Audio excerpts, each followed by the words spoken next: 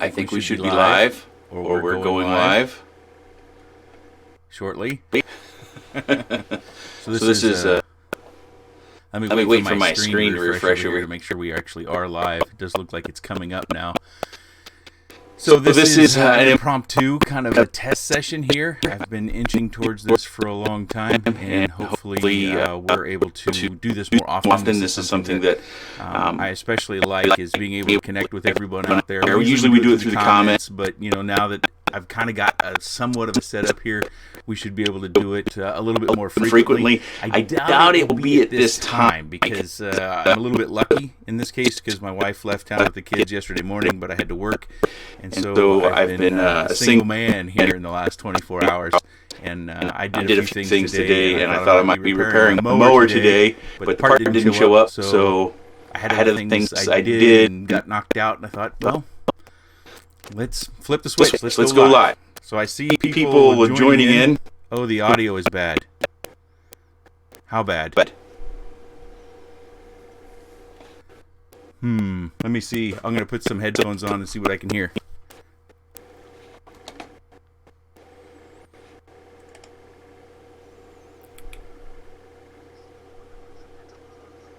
Uh-oh. You're right. It's cutting in and out. Let me change. I wonder what that background noise is.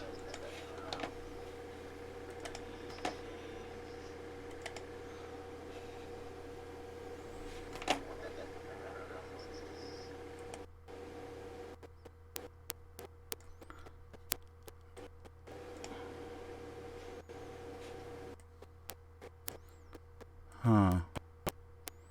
Any better?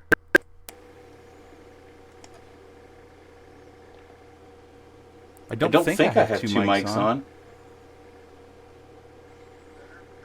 No, I still hear it chopping.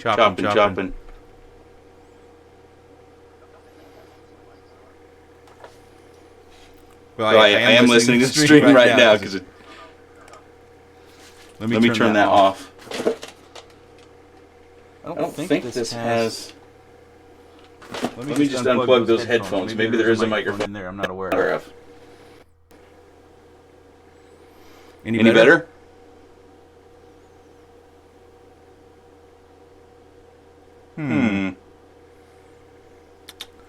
What else could it be?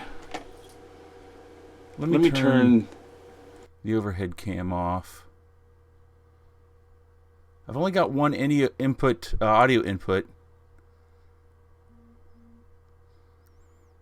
Well, this is why you do these things, huh?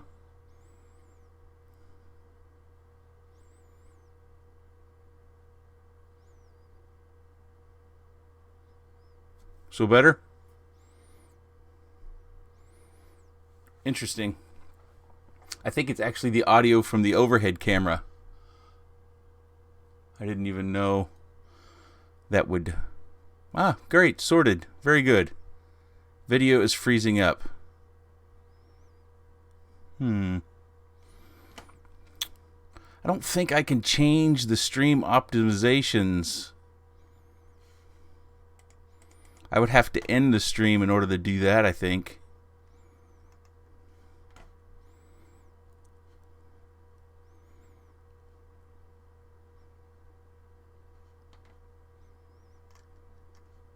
Video is still jerky. Crystal clear. Demiquad says video is slightly choppy, but who cares? Well, I care. Too many processes running. I restarted the computer and I shut down only the things I would need to have going. I'm showing CPU is at 65%, so that's a little high for this old guy. It does show a fair number of drop frames.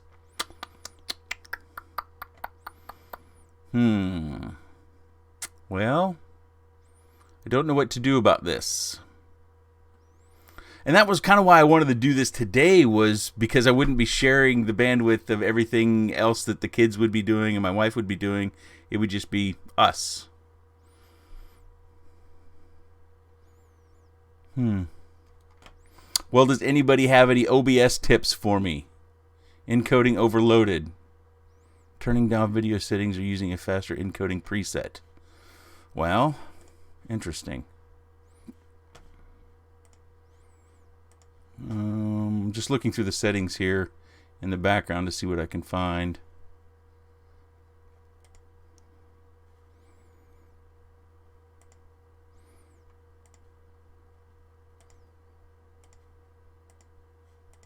Video bitrate is 15. Let's drop that to 10. Any better? OBS don't use it. Why?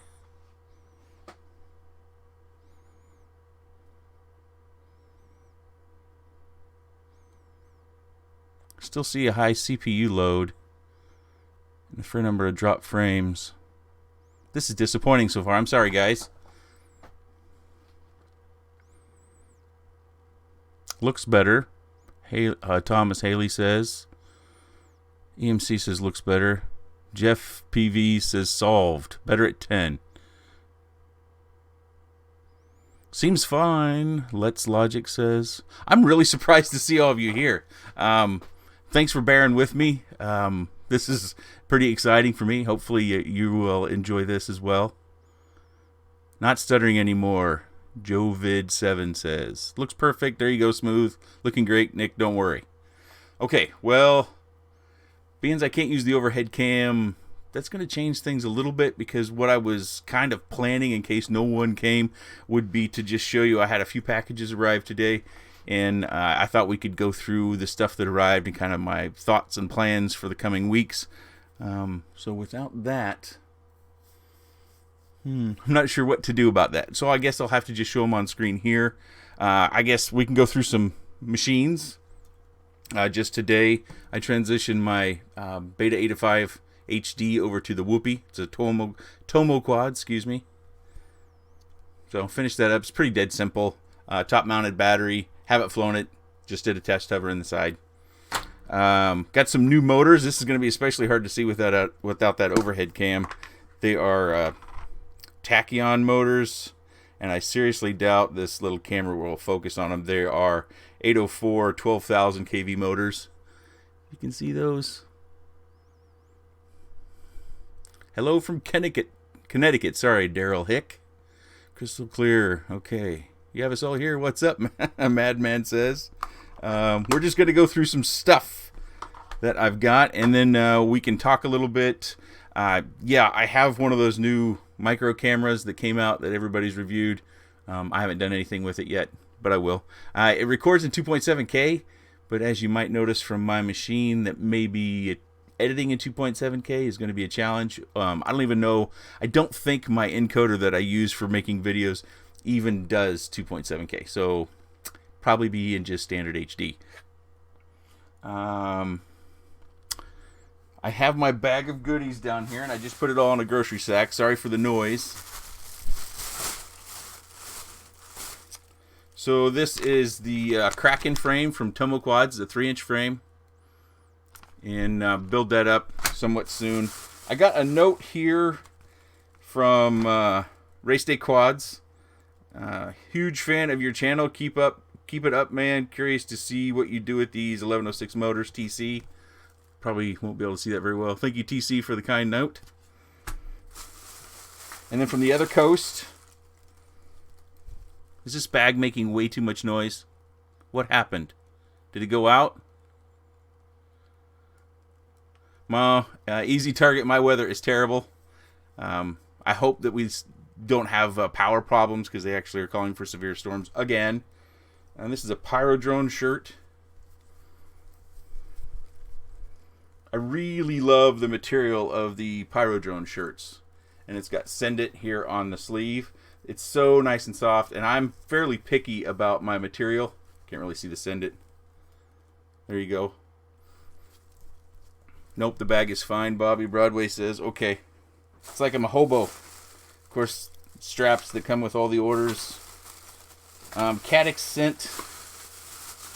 Here, let me put this on the floor. This is crazy. Cadix sent a couple of Rattel cameras. They're still in the box, so I'll be looking at those.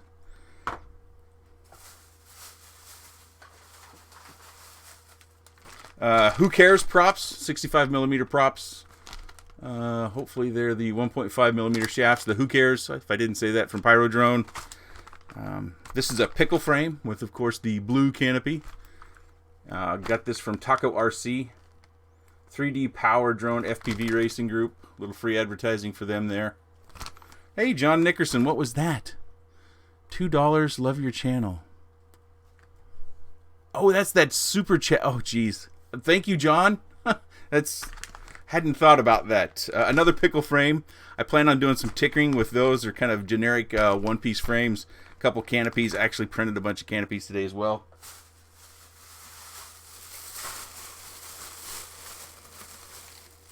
Oh, these are the VTXs, TBS Unify Pro 32s. They're really small. We'll get one out here in just a second. Now, these are the, I think these are official Sailfly. Is it too much glare?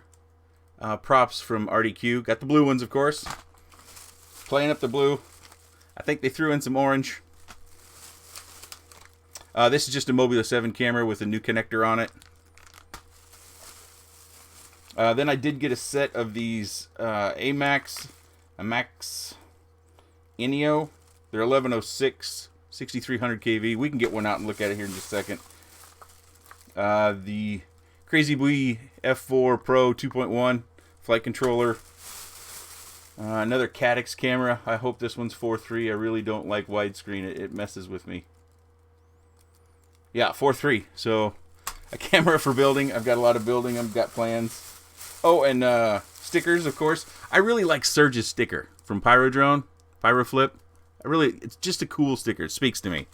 And we've got Rotor Riot stickers now coming from RDQ. Of course, I don't stickerize anything, so this will be going into a giveaway package.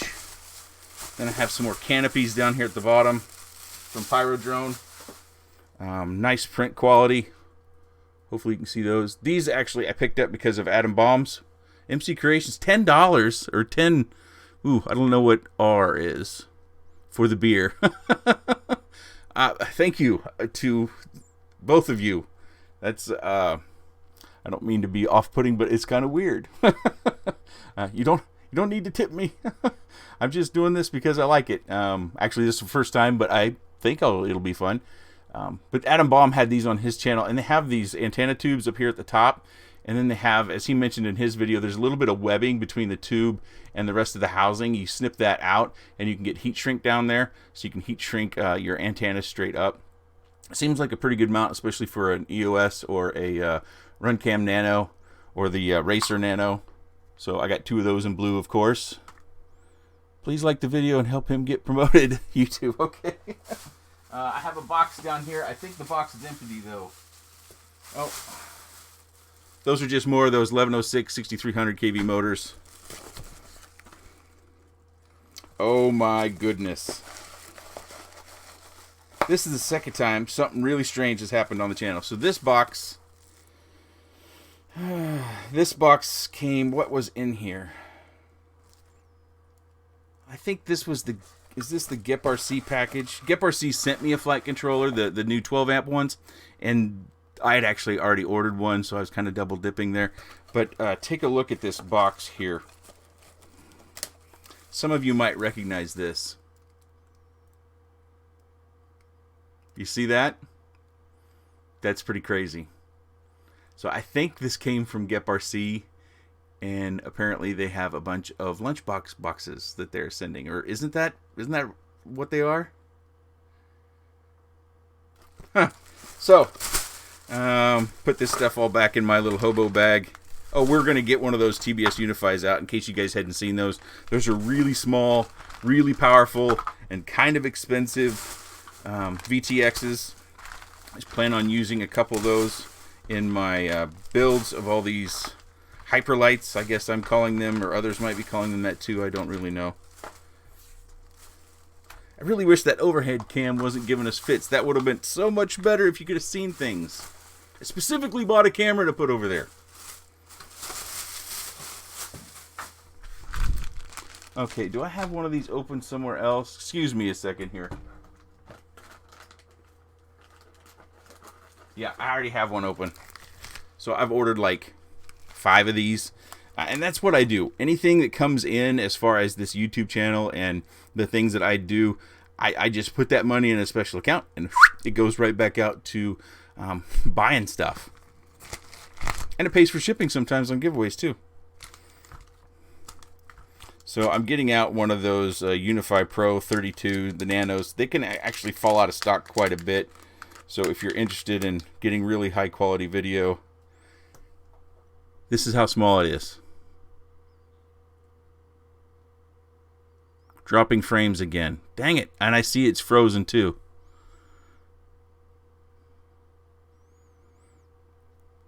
I'm actually drop frames and OBS is way down though. It says 23%. Well, let me change the settings again.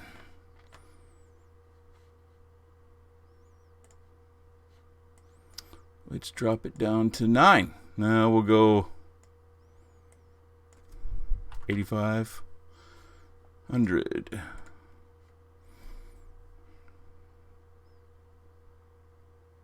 So the YouTube live stream has frozen on my screen. OBS still looks fine. What are you guys seeing? Feed's all good. Feed is fine. All right. So I'll ignore that screen. Hopefully you guys saw that, how small this VTX is. So if you're not crazy about soldering on something real small, you might want to avoid it. But this sort of VTX, it's probably just as light as the VTX that comes on the back of all-in-one cameras. It does also come with an antenna, a linear or whip antenna, and then inside the package also is a traditional 20x20 mounting bracket that you can use. So you see that here, the VTX actually goes inside that void that you see there. So probably one of the most powerful. I think it goes up to 800 milliwatts. 800. That's pretty ridiculous. So if you fly in tough FPV environments, or you just want the best possible image, or not image, but signal, I would check them out. I think they come in around 40 bucks, so not cheap. You might be able to find them a little bit cheaper than that, but I think TBS controls the prices pretty closely. Oh, Flip Redelic says 400 milliwatts, so I might have had that too high.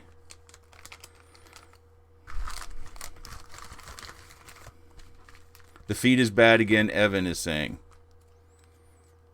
Well, drop frames is really low as far as OBS's reporting goes.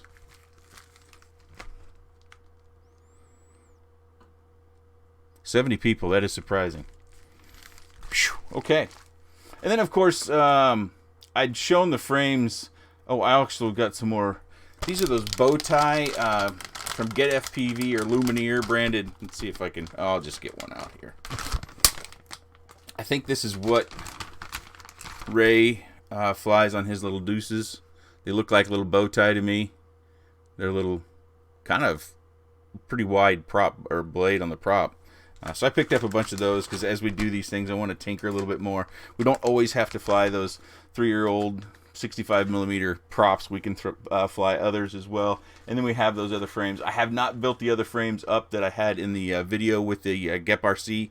I haven't done anything with those yet. I've kind of been waiting on these other parts that just arrived. OBS is crazy. Don't worry about those numbers. Evan is saying it's really bad still. Now Evan's saying its feed is good. Feed is perfect, Vladimir. Try dropping the bitrate again. I just dropped it again to 8500, Frank. Maybe the delay hasn't kicked in yet. I'm showing we're going at about 50 frames per second. Looks great to me. Is there anything you guys want to talk about? Anything that you want to ask me or anything of that nature? Because I didn't plan a lot for this. I was thinking we might be able to go for a fly, but without the overhead cam, probably not, because I was planning on putting a screen down here, and then you guys would look at it through the overhead cam, and then I would fly around. It'd be kind of a fun thing.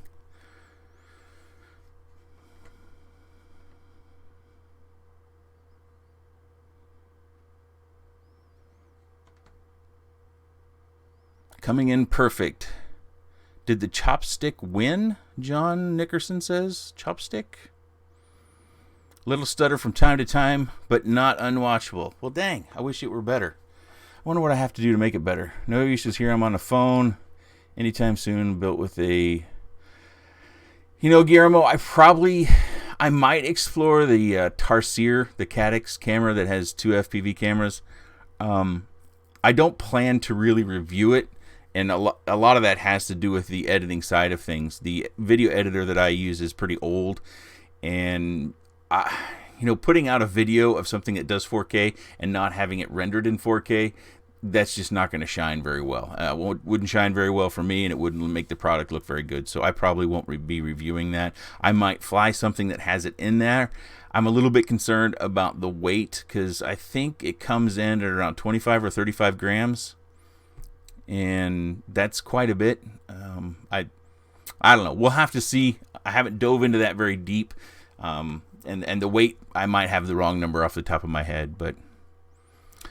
Any heads up on tariff pricing? No, I don't know anything. Flying 1S. I don't fly really 1S anymore unless it's on my Alien Whoop. This little guy here. I fly this one 1S. For those of you that aren't familiar, I generally fly every night. Every day I fly something.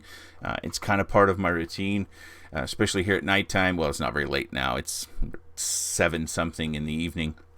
But I'll fly around the house.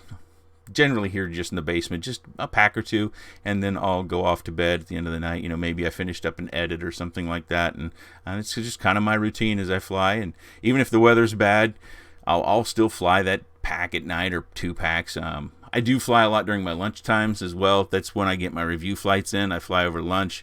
If I get a chance to fly after work, it's actually pretty rare until baseball season is over because we have so much going on between baseball and swim that it's really 6 days a week for the most part. So there's not much free time after work. DaVinci Resolve is free. Does DaVinci Resolve do 4K? Oh, yeah, you say it right there. Thank you, Michael Benjamin. That's a good tip. Although I'd have lots of learning to do, wouldn't I? MC Creation says 7 p.m. Yeah, 7:27 is the time I have. I'm Central Standard Time, and that's kind of why I went at 7, because I thought the people on the West Coast wouldn't be doing dinner yet, and people on the East Coast might be done with dinner. So it's rare that I would do this time in the future, especially if my stream does not go well. It's probably in the future going to be pretty late, probably 10 p.m. Central Standard Time. So that's pretty late for a lot of other people because that's just the time. That's when I work on these things, is that late at night. Everybody else goes to bed, goes to sleep. I don't tend to sleep as much as they do. So I do the fun stuff of editing videos, recording videos, and build quads. Guillermo's in Argentina. Wrong Way FPVs on the West Coast. Rick James, Tulsa, Oklahoma. I've been to Tulsa. I used to actually go to Tulsa quite a few times a year for work, but I'm no longer with that organization. Tyrone is endorsing DaVinci Resolve. What about the Sailfly X and the 1102 8500 kV motors on 2S? I have a review, but mine, let's see, mine has... Well, it's actually labeled 10,000 kV. They told me that they had a batch that were mislabeled, and so it actually says 10,000 even though it's 9,000. Apparently they dropped the kV some more, and I think they added a capacitor. I have one on order, but I haven't received it yet. I wanted to buy one kind of stock from Banggood just to see what it was like when it arrived, to see what the difference was, because that's one of the things that I'm always a little bit skeptical about, is when you get a product for a review, is it cherry-picked? Because I know in some cases they've said, we tested this before we sent it to you. And because, we might have a disagreement about, or a difference of opinion about something, and it's not necessarily the Happy Fly. Like, I had a full speed product one time, and they said they tested it before it was sent, and I was like, well, okay, well, that's fine and well, but it's been moved around a lot since then. And then I think with the Diatone product, the same as well, is that they had tested it, and I thought the tune was really bad on it, so that's why we were having that discussion. So anyways, back to the point, I wanted to buy one just to see what the difference was. And we'll see whenever it arrives. Do I trust Banggood? I have not had problems with getting my products from Banggood, but you always have to be skeptical about anything. I ordered from I order from a lot of different places. I ordered from a place I had never ordered from before, Cyclone FPV. Have any of you heard of Cyclone FPV? They have a shop, and they had some motors that I wanted that I couldn't find in stock anywhere else. So I took the plunge. I paid, and the product was shipped right away. Unfortunately, when I set up my account on their website, I put in the wrong address, so it got all the way to town, and then the UPS or USPS, United States Postal Service, rejected it and sent it back. And they've been very responsive on email. But as far as Banggood goes, there's a disconnect there because we're so far away. We speak different languages. But I really haven't had problems with the orders that I've placed. And before they sent me products to review, I don't know how many orders I had through Banggood, maybe 100 or 2. So I don't have a problem with them. The Success 12-inch stack, John Nickerson asks, I'm really surprised how many of you are here. 91 people. That's impressive. Thank you again for coming. I really thought maybe 11. What do I think of that Success stack? I think it's too expensive. It's got to be really, really good. Doesn't it come in around $70? Somebody correct me on that if I'm wrong. But it just seems like it's really too expensive, and it's got to perform really well at that price point. I haven't flown it yet, so I can't say. It might perform very, very well. I don't know, but it seems like it's too expensive. Not overall for a flight stack, but for a 12-amp flight stack, it seems $70-ish was a little bit high. Do you like toothpicks, Cristiano Saturni? Sorry if I'm saying anyone's names wrong. I'm waiting to try one. They're wildly popular. Bob can't seem to have enough of those frames cut. Pyrodrone's out of them just about all the time. I see messages on Facebook where people are asking, when's the next batch coming in? I'm looking forward to trying one. In one of the videos, Bob and I had a little back and forth discussion about the toothpick, and he was planning to put one together for me to try out whenever it becomes final. So I'm excited to try that out. I don't know when that'll be, though. He's got some secret motors I hear he's testing, so we'll have to see how that turns about. Joel, what's 16 by 16 is $45?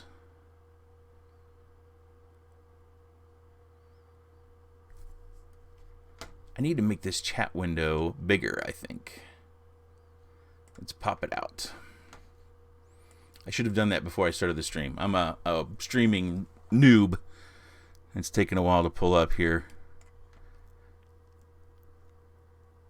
Oh, the 35 amp stack is about $70, so I got my pricing wrong there a little bit. What's the 12 amp stack? Is it 42, John?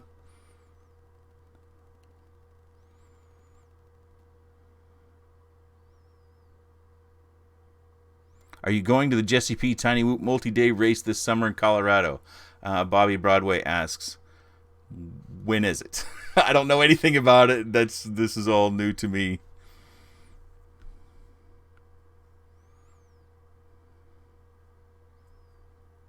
Well, there are a lot of questions coming in. I've got to slow this stuff down. You guys are really toggle style.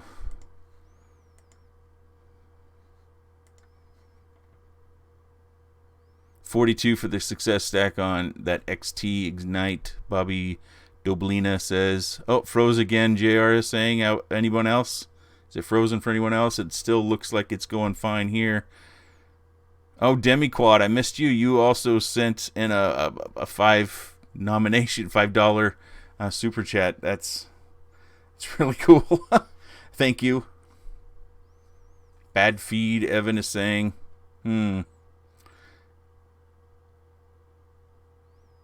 Went bad after I closed the chat window? So can you guys close the stream and reopened it? It's weird.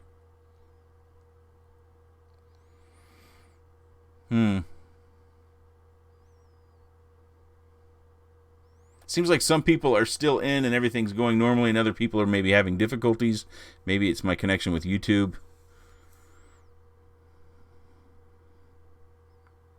JR Knott says it keeps freezing. Audio good, video is locked up. Mary Beth comes in as no one. Unsub says it froze. Well, I saw it just move. I can restore the chat inside, see what happens there.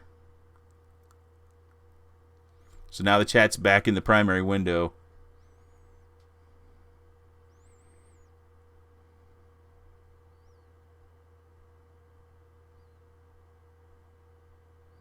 You know, and I'm looking at my little network graph here, and it doesn't look like it's really being hit all that hard.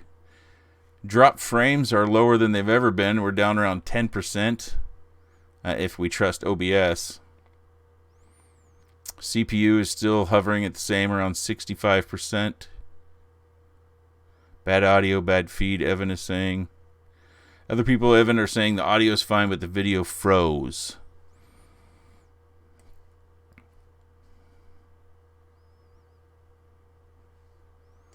And we did lose a number of people. They were down to 74 watching. Still bad. Let it go. Getting about 10 frames per second, Mike Foley says. Still bad. Very low output. I do have a warning here now. YouTube is not receiving enough video to maintain smooth streaming. As such, viewers will experience buffering. Well, it doesn't tell me. Is it me or is it you, YouTube? Now we're back. Magically. I changed nothing. I wonder if it's an inconsistency in my own network speeds in here inside the house or with my ISP. It doesn't look like it from the little graph. I've got a little utility that I'm using here. You fix the chat, it fixed the video. I do see it moving over here on the little live view. It's kind of blurry or hazy, and it's lagging a little bit. It looks like it's in slow-mo. Okay, well, let's... I guess we either bear with it or we stop. It's really the only choices that we have. Do you have any other questions? Oh, I forgot. We have RunCam Racer Nano. The production one came in. You remember this little guy? It has the two leads off the back, so you can change the camera settings through an OSD cable, which does not come with it. I've already done that, and I can tell you that the production one is better. I originally thought the Nano Racer that I did was production. It was not. So I think it'll be interesting to see that. And I've also got the Nano 2. So this is the one where you can't change the settings, kind of a more EOS 2 competitor. And that will be coming up probably here in just a couple of days.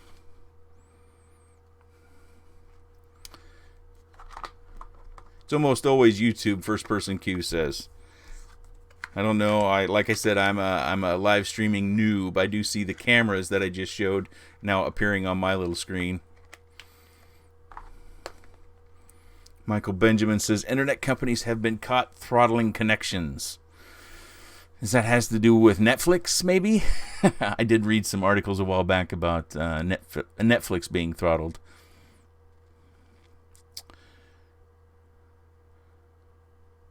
Philip, you're asking about reviewing the RunCam, or were you asking about reviewing something else?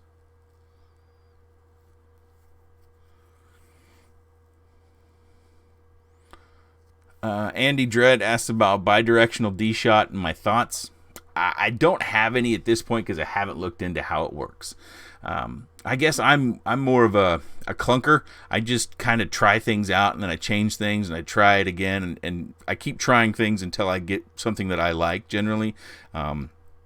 So doing all that research about bidirectional D-Shot, I just haven't done it. I've heard of it. I've heard some people talking about it on Facebook, I think it was. So I don't have a personal opinion about it yet, so that's all somebody else's opinion.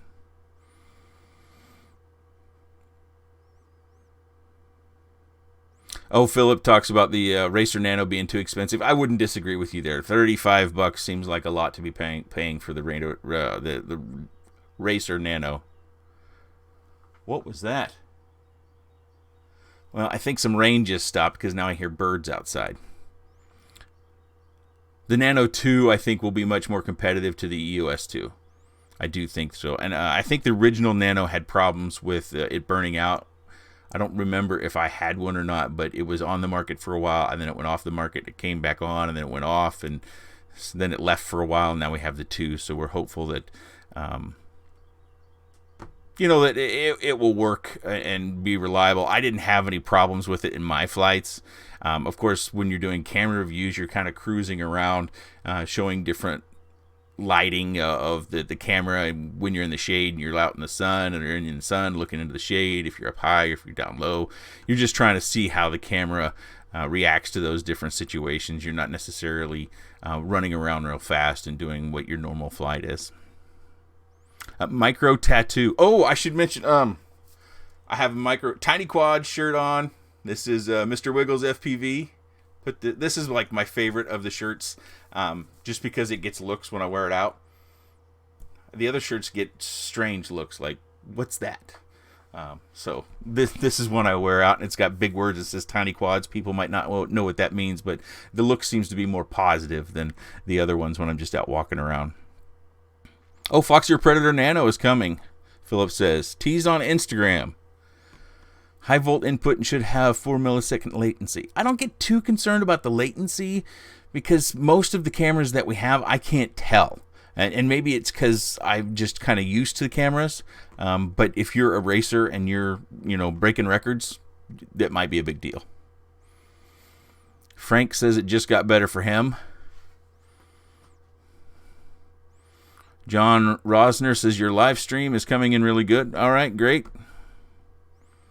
New micro frame released the other weekend on Thingiverse, so that's a printed frame.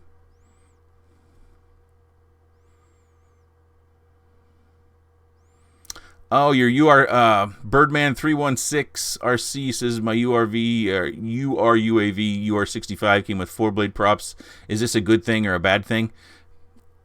Basically, the difference is you'll have a little bit less flight time, but it'll corner better. So the more blades you have, and there's a limit to that because we've seen some crazy props in the past, not in the micro arena, but others. So when you're banking or cornering, it will grip a little bit better with the 4 blades versus the 3 blades. But of course, you're carrying a little bit more weight, so it takes a little bit more juice to power up or spin those props. So that'll be the difference. It's not a bad or a good thing. Fly it and have fun. Don't worry about it, John. We all typo. You'll probably hear me stumble over my tongue a number of times. I'm going to take a drink. I got my 2-month-old water bottle here.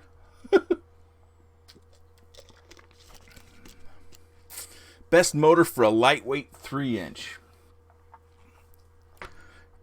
Brody Urbans. Yeah, that was Brody.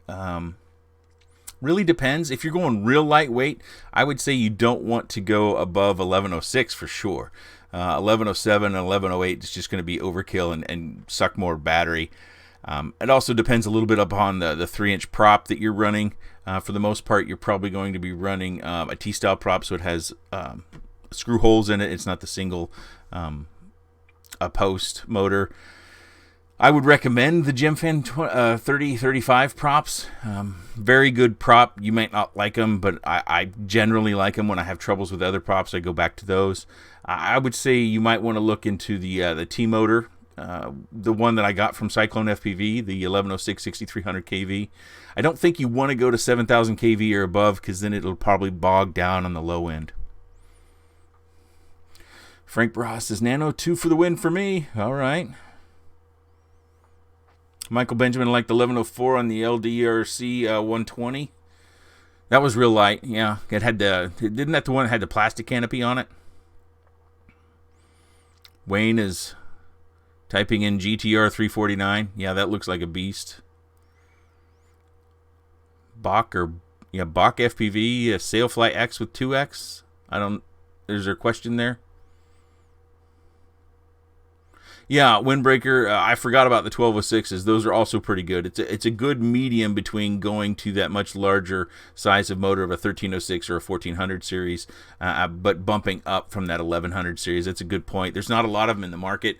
I flew most of them that were on the market. I think it was right before winter time struck, but that's a good point. 1206s are something to look at. Get a 1206 6000 kV or 6500 kV. What Emax has some, and GepRC has some. Who else has some of those 1206s? There was that. Didn't GearBest have a quad that ran the 1206s and they were purple? And I think in my review they caught fire, and I actually caught it on video. So that might have been my first experience with 1206s, but the motors didn't catch on fire. The ESC blew into flames. L3 Lurie. Hey, Nick, I'm the one that made the ring of Tiny Whoop, and I'm wondering if it would be a good idea to make your logo NB into the ring instead. I'm sorry, I don't know what the ring of Tiny Whoop is. I must have missed that. Or it was... My memory's not great, so if it was a long time ago, I'm sorry, I can't remember. Oh, 2S or 3S on the Sailfly. I like 3S. 2S is still fun, so if you've got 2S batteries and you want to try one of these micro hyperlights like the Sailfly, you're still going to have a good time. I just like 3S. It's personal preference. I would say don't throw away your 2S batteries and buy 3S because I said so. Please don't do that.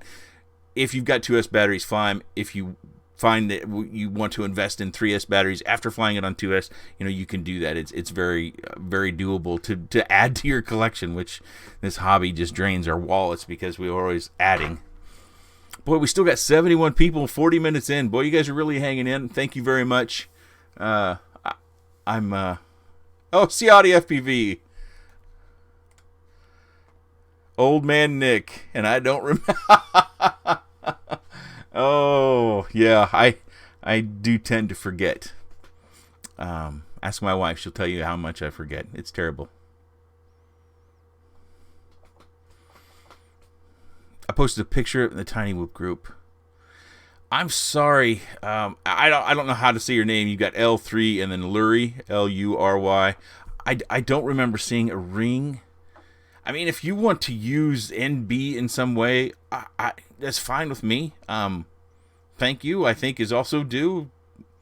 If you want to use, I haven't trademarked that, the sticker. I haven't trademarked that or anything. You can use that if you want to.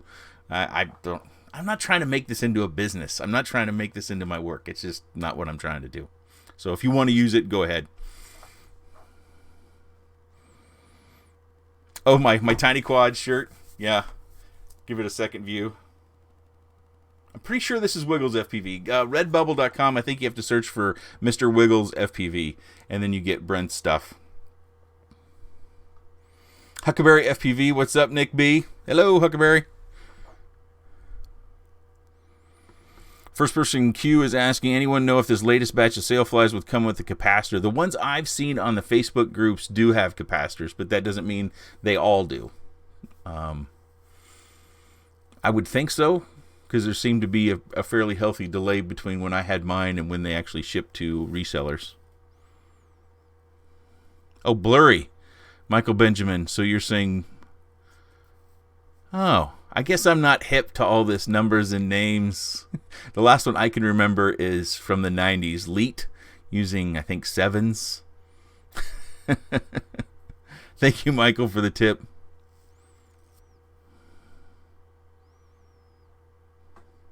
Does my wife have an internal Rolodex of people's names? Do you have to access every person for the people that I meet? My wife is... She is smart. There's no two ways about that. Don't let her see this, but she is smart. And she remembers everything, and she remembers faces, and I am the opposite. I have to meet someone a lot before I remember their name. I have people I work with, and I've been there for 2.5 years at this newest position, that I still don't know their name. And I know I've met them, and I've introduced myself more than once and made a fool of myself. It's just one of those social skills that I am terrible. It doesn't mean I don't think they're important. I just can't remember. As much as I try to focus on their name, like shaking their hand and repeating their name, it's supposed to be a good thing to do to help you remember, I never do.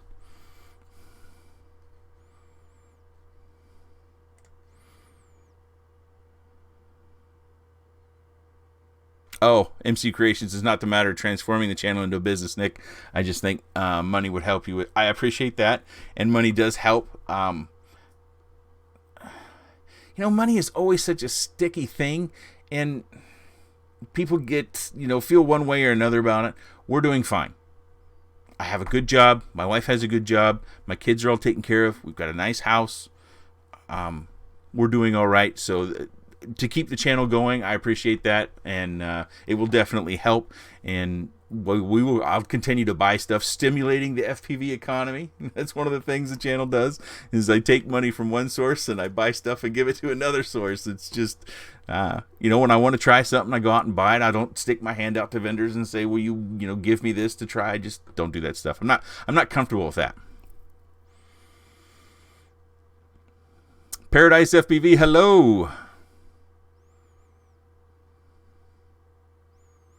Seattle FPV says he never remembers anybody's names and he used to be in sales. That probably didn't work out great.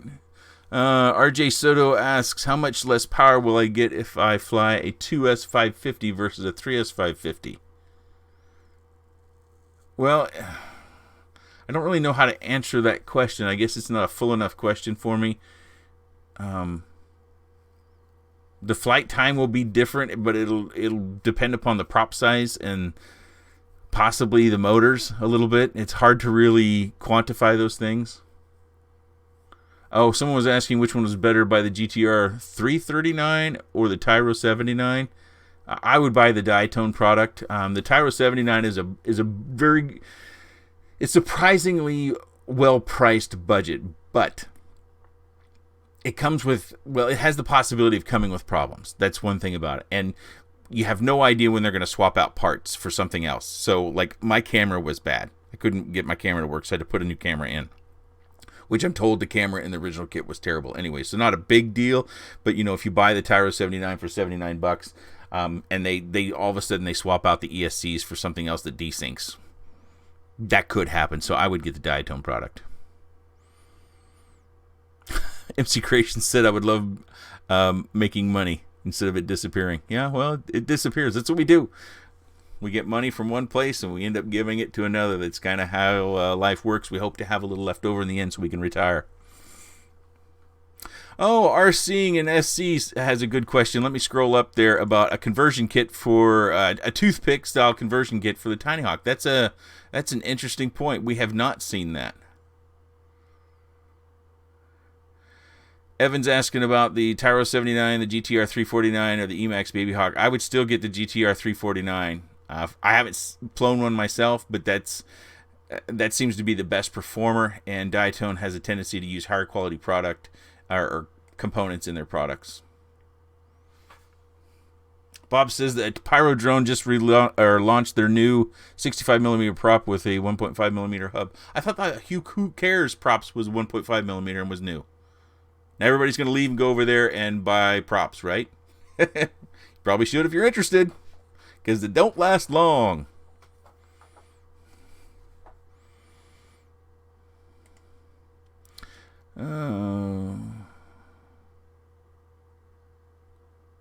What do you think the biggest motor you could put on, like a pickle or a little deuce or a toothpick, that would be counterproductive with weight? Backseat Backshot says. Well, I presume you're talking about an all-in-one board. If you're looking at if you're looking at the other flight stacks that go up over 12 amp, then it really opens the envelope a little bit. I'm not certain. I haven't dug into it deep, but I'm hoping these new AMAX motors that I got. If you weren't here earlier, I got some new motors in. I had a bunch of stuff out that arrived. I had 4 packages show up today, but the AMAX 1106.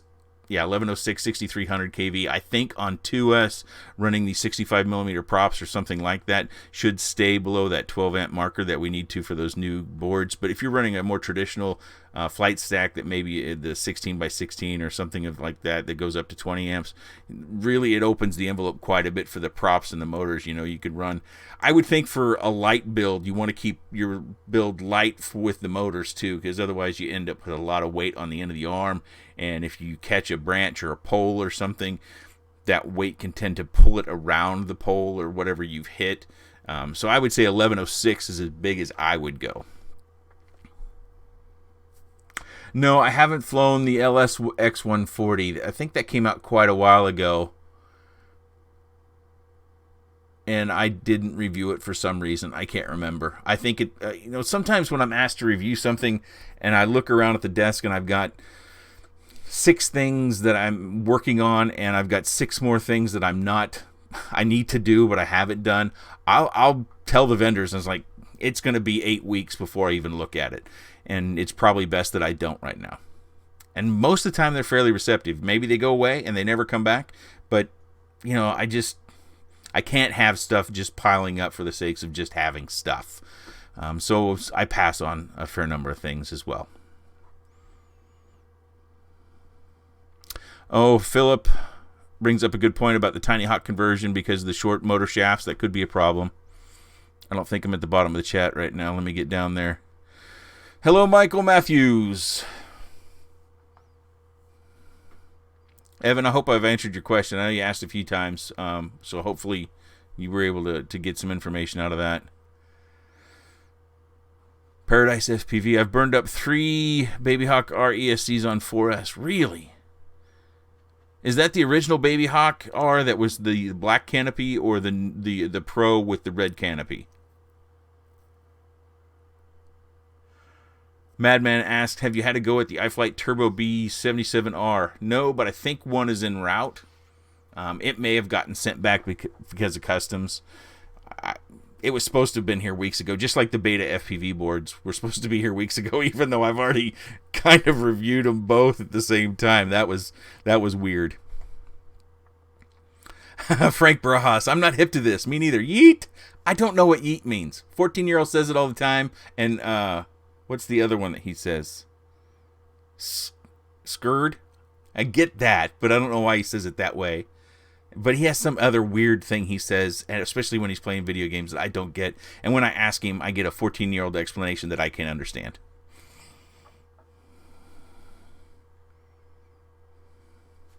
Sir Crash-A-Lot, hello and greetings from Norway. Happy flying to all. Hello, Sir Crash-A-Lot. Love your YouTube handle there. Dan Williams just popping in to show some love and say goodnight from the UK. All right, thanks, Dan. See you later. Okay, chat's going too fast for me again here. 86, it's gone back up. Holy cow, this is... Thanks for coming. I mean, this is what I was looking forward to. I've said it many times how I enjoy the interaction we get after I post a video in the comments section, and probably when I get done with this live stream, I'll dive back into the comments section. But this feels more real time. It feels more intimate. It feels better.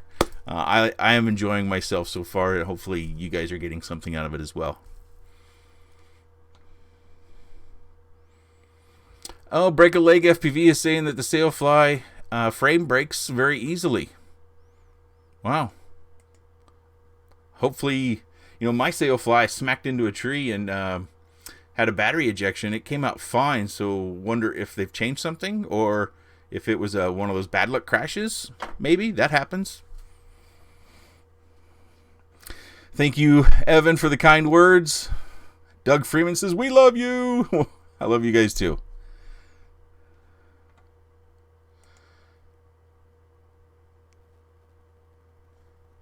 I think Frank is trying to answer a question for someone. He's in reference to the Tomo Quads frame that I just redid. This is the Carrera. Hopefully you can see there. My lights aren't blowing it out. So it's a conversion kit from a Mobula 7, or you can build one up. You can use whatever motors you want, but you can just straight take your Mobula 7 and put it in here, and it should be fine. So that's the video that was just released today, and I think that's what Frank is talking about. Guillermo went to get pizza. I had pizza today too. Taco pizza. So good. Paradise FPV. Yeet that pizza over here. Oh, man. Book FPV is talking about the Tiny Hawk and the Mobula 7. Thanks for the reviews, Nick. Oh, now I've clicked to the bottom and I've missed it. I can't. Someone said thanks for the... Jim Himes. Thank you, Jim. I like doing the reviews. I like flying different things. I think I would be a better pilot if I flew the same thing more often. But I do like to experience all these different things and build stuff and tinker. And a lot of my tinkering doesn't make it to the channel very often. It's kind of... Sometimes I struggle to come up with a topic for the video when I'm just changing out motors, changing out props.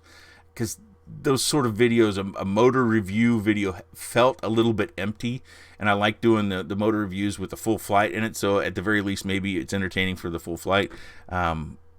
it's hard for me to kind of quantify those tinkering sorts of things I do that aren't, products that were shipped to me for review, things that I'm just exploring. So I need to be more thoughtful or creative in coming up with those sorts of videos as well. Okay, let me scroll back down. Madman runs off and buys second sailfly frame. Oh, okay, I've gotten to the bottom again. I am not a teacher, Nick, or sorry, Guillermo. I work in IT. I work in financial industry IT, and I've been doing that since the mid '90s. I worked for a private firm in a large metro area for about a year, but other than that, I'm kind of a small town guy. I grew up in a very rural community, 5,000 people when new babies came in. My graduating class was 88. So I went to a big metro city thinking I'm going to make my career and I'm going to, everybody's going to know my name. I don't know what I was thinking. I was in my early 20s. But I found out that I did not enjoy big city living. I didn't enjoy driving or sitting in my car for long periods of time. I like smaller towns. So that's what I do, and that's kind of a little bit about me as far as I'm a homebody, and I don't like big cities. Boop, a break a leg, ran into a chain link fence. Oh, and so that's how you broke your frame. Did you have fun up to that point? Break a leg?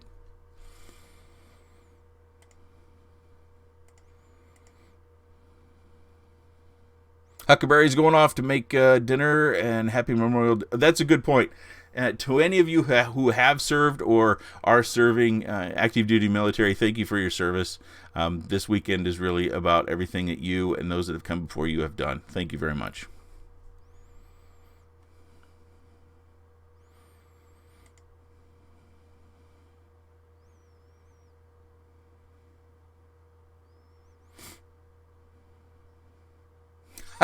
Guillermo says I'm famous. Nah.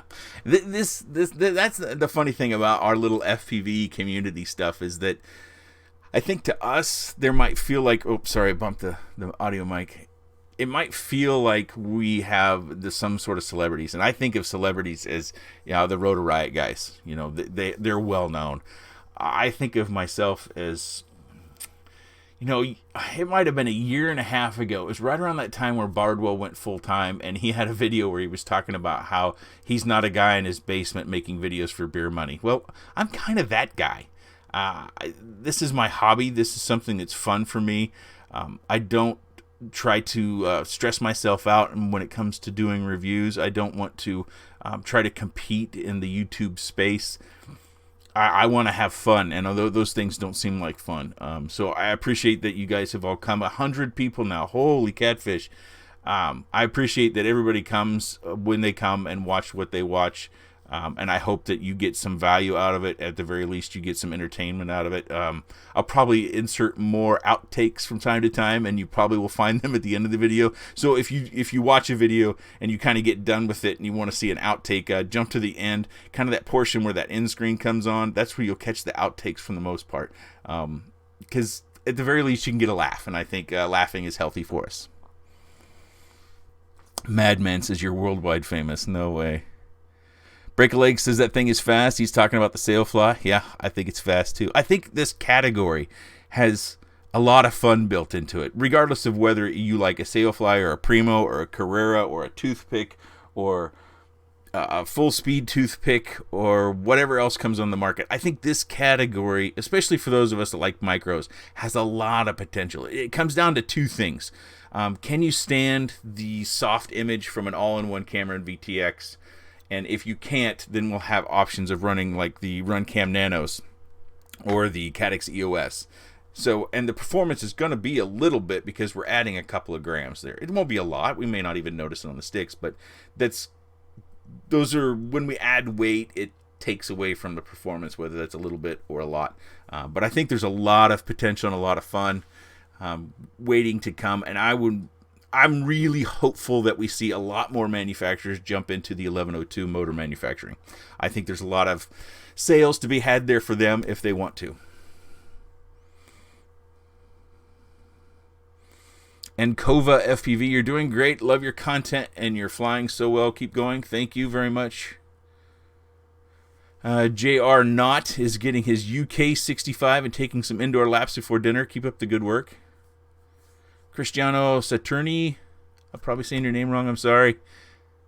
Thanks for doing it for fun only. This gives videos a unique and rare quality. Well, I hope so. I'd like to think my videos are unique.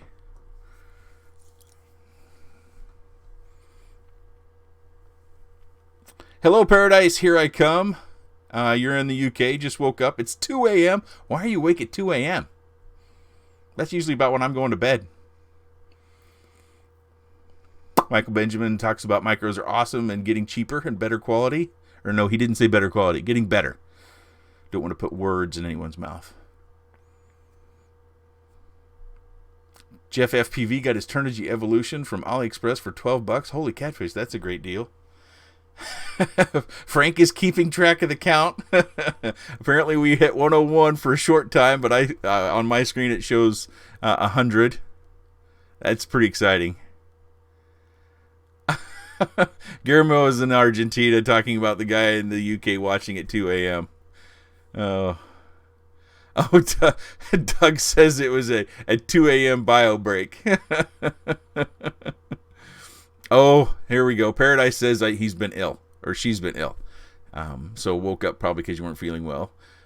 Thanks for tuning in. Hopefully we can make you feel a little bit better here. I don't know how much longer I'm going to go, though, really, guys. I had planned to go for a fly. Is there anything you want to see that maybe I only gave you a peek of on the channel? If you're looking for more frame opportunities, something that I stumbled on Armatan, I'm not even sure how you say it, is Bando Racers. So if you go to armatanproductions.com and you search for Bando Racers, I can put the link here in the video, can't I? So if you go to that link, there are some interesting frames there, and I've heard some good things about their durability. Of course, with the carbon that we get from Armatan, they're generally high quality. And it looks like there's a fair number of micros there. I'm seeing we've got the Twiglet. We've got the Bandito 2.5. There might be a 3-incher in there, a 30R. So maybe some of you guys have already built with those, but I only stumbled onto those a week or two ago.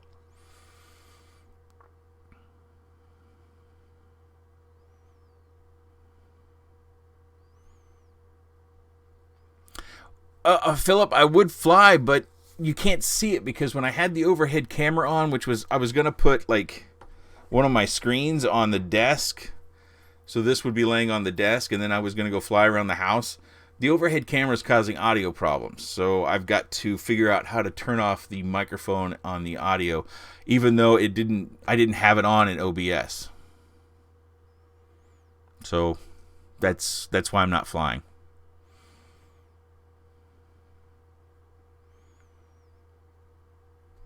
Joel milks the cows at 3:20 in Maine.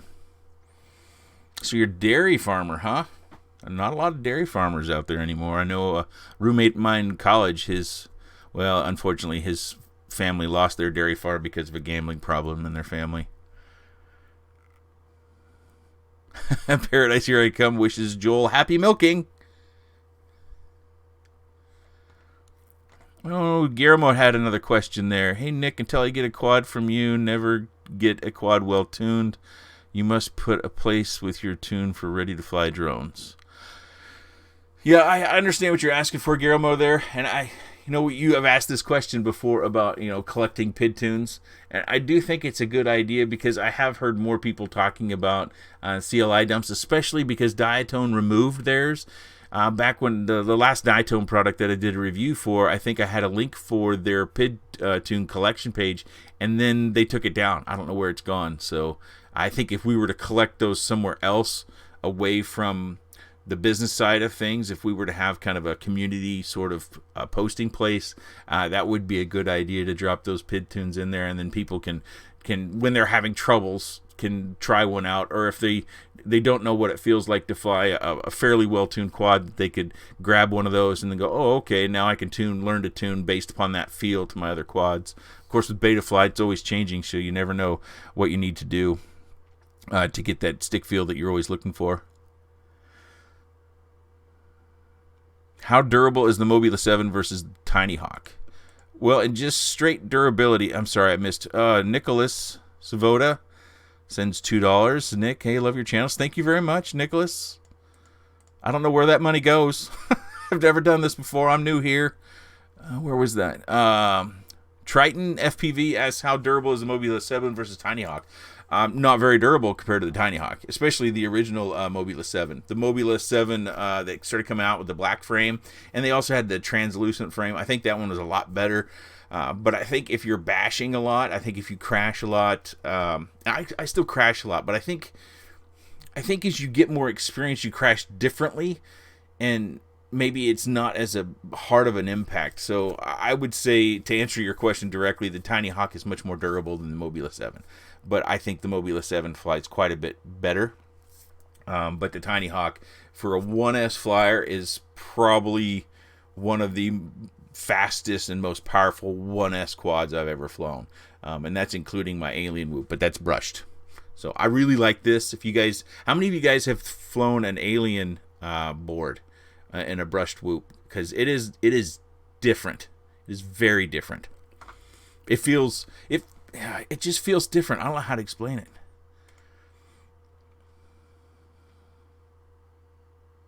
Oh, okay, I got that wrong, Jeff. FPV. He got something else for $12 at AliExpress, not the Evolution. Ah, okay. Sorry, I got that wrong.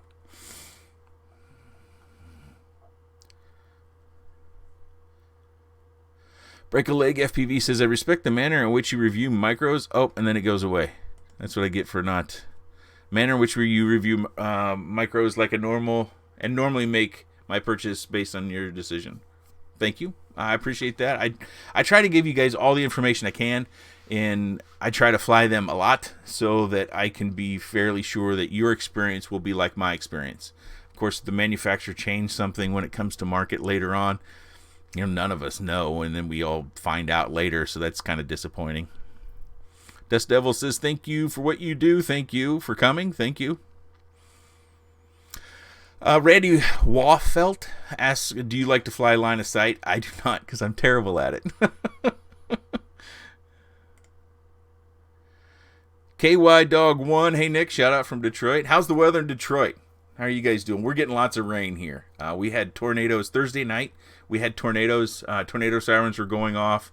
I think one touched down, but thankfully it was in an open, countryside. No one was hurt or anything.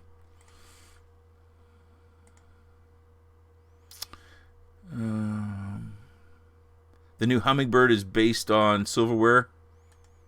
So you're talking about one of those silverware or not fast enough. Philip is talking about the Alien Whoop Zero. And I think I wish I knew how to describe the difference, because the last time I flew a brushed Tiny Whoop style quad was the Beta FPV board that they came out with, and that might have been 8-10 months ago. And that was a Beta Flight board. It was an F4, and that was actually pretty good. The motors got pretty hot, but it performed pretty well, and it felt pretty good for a brushed quad. Of course, shortly thereafter, we started getting 2S indoor whoops, and everything kind of went away. But then Not Fast Enough sent this to me, and we got this going, and it just feels like you're in control more. It feels like you're directly controlling the quad. I don't know. I don't know how to describe it. Maybe somebody else can do a better job than I can. Jim Himes says silverware does fly nice. I do. I wish we had silverware for brushless. It's just a different feeling. There's nothing wrong with Beta F. Well, there's not. Beta Flight is miles better than it was, and it's better than things that I flew before I flew Beta Flight, like Clean Flight, which I think merged with Beta Flight.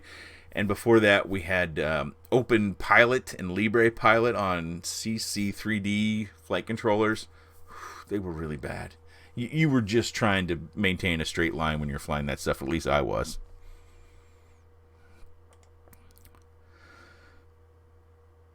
Guillermo says the newbie drone one is the brushed with active braking. I've heard that, but I haven't experienced it myself. Frank asked any idea what the next great thing for quads is going to be? Well, the next thing might not be great for quads, is my concern. It might be good for micros, but it might not be good for quads. I have had a few discussions with many of you and down in the comments and people in Facebook Messenger and things of that nature, is that it feels like the regulations to especially other parts of the world are coming, or they're being implemented, and it's just a matter of a date and time, or a date coming, and then sub 250 gram or nothing, or you have to pay some sort of tax or fee in order to be able to fly.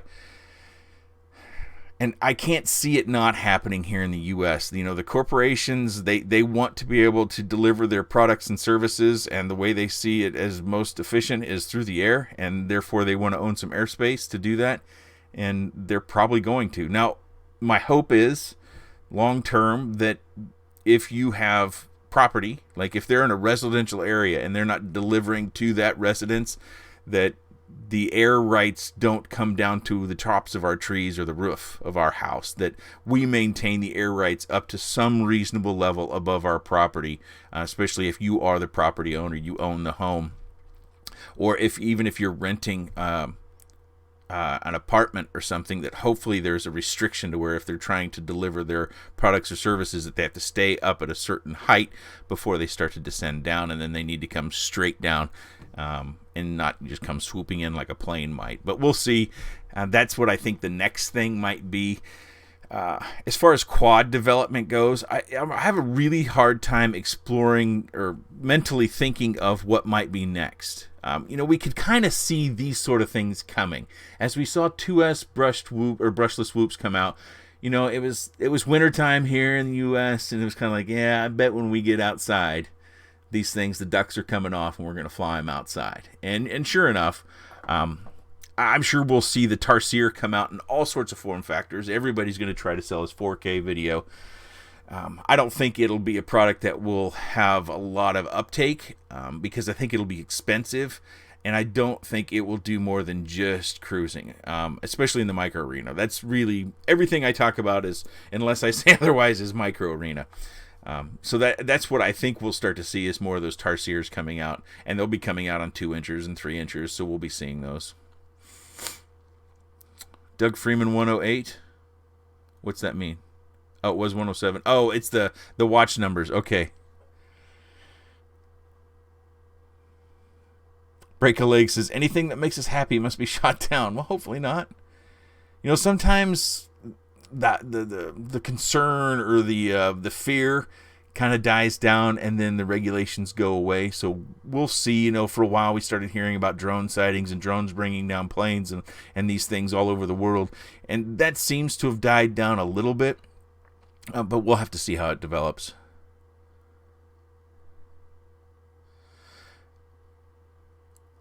Guillermo, drone deliveries is not going to be a problem. I'm going to see all cars driving them, self-driving cars first. Weight is the real problem for air delivery. Yeah, I think that is too, but I have no idea what they're cooking. Maybe they bought a battery company and they have efficiency that we're not even aware of. I'm not in that industry, so I have no idea what the pulse or the things going on behind the scenes are. I know there's people out there that work for drone development companies that probably have a much better idea of what's going on than I do. I don't have really any idea. Tyler Popplewell, what's up? What's up, Tyler? They can never take away our tiny hoops. That needs to be on a t-shirt with that character from Braveheart with his painted face and his sword. Mel Gibson played him. William Wallace. They can never take our tiny whoops. Doug Freeman says it's hard to imagine micros getting much better flight-wise. Yeah, it is. But if we get more people developing 1102 motors, I think that, or props. HQ is working on another version. I think they're on version 4 of their redesign. I'm sure Jim Finn and these prop manufacturers, they see that there's a market. They got to get in and they got to design something. The props we're flying are 3 years old, or they've been redone a number of times since they came out 3 or whatever years ago. Triton FPV asks, how much better is the Mobula 7? Better than what? Tyler Popwell says, do you have any idea why my Sailfly X flips? Flips as in just spins out of control like it's desyncing or flipping out of the air, or it just flips once and then comes flat again?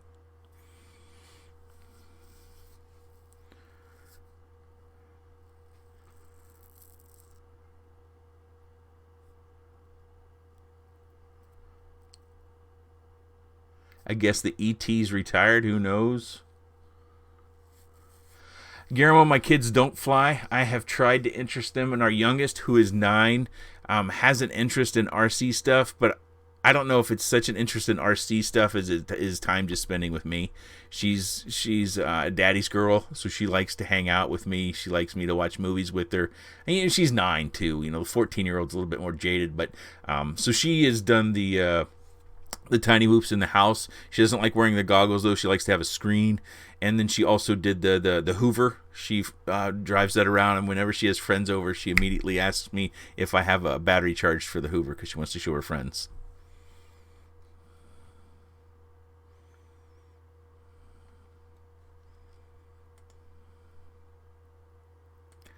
Oh, Philip says that Flight 1 and Silverware Quicksilver are coming to Whoop boards. We're just about to see what performance is. I'd be interested in trying it. Triton says Mobula 7 versus Tiny Hawk. Mobula 7 flight performance is really hard to beat. The durability side could be improved for sure, but the flight performance is really, really good, especially indoor. I still fly mine. I've got a lot of them, so I just grab one. I think, well, this is the Beta 65, Beta 65 Pro 2 with an aftermarket canopy. And then here's my nightly flyer. It's got an aftermarket battery tray on it. There was another one sitting here somewhere. So I've got a few more sitting on those shelves and in those boxes back there. So I fly one every night.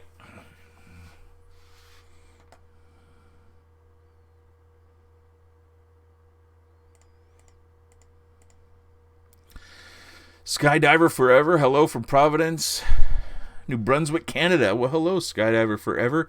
You apparently do something I never want to do. I do not want to jump out of a perfectly good airplane. I have a problem with heights, and it's gotten worse as I've gotten older, actually. I can fly in a plane. No problem. Doesn't bother me. Look out the window. No big deal. And when I was younger, I had some jobs where I had to climb up some, if you're familiar with grain elevators, they have these silos, and you have to climb up the leg, which is the center tube where all the grain goes up, and then it distributes down into the bins or the silos. And so you would have to climb up the skeleton ladder, I don't know how high, 50, 75 feet, whatever. And then you had to walk a catwalk over to the silo. And I used to do that no problem. But if I had to do that today, I think I might pass out.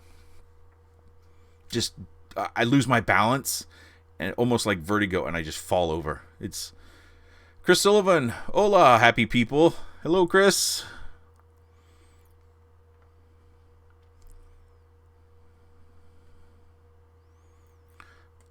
Spit Quad is asking, is there a company that has a 1S charger with storage charge yet? Not to my knowledge.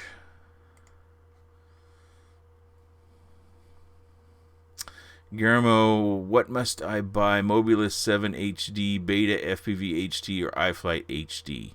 Depends on what you want to do, Guillermo. Personally, most of the micros that have HD components in them are, for the most part, cruisers or mild acrobatic flyers.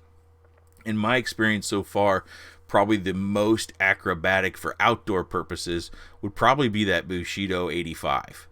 The next one, and I haven't flown them all, so that's something else to consider, is that I haven't flown them all.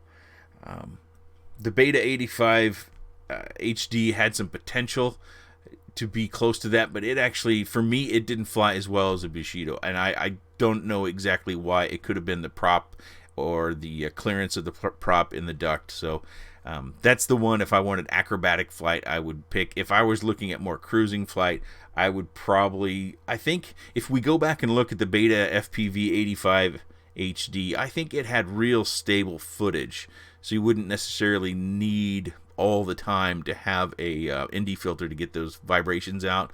So that's something to consider when it comes to HD and cruising.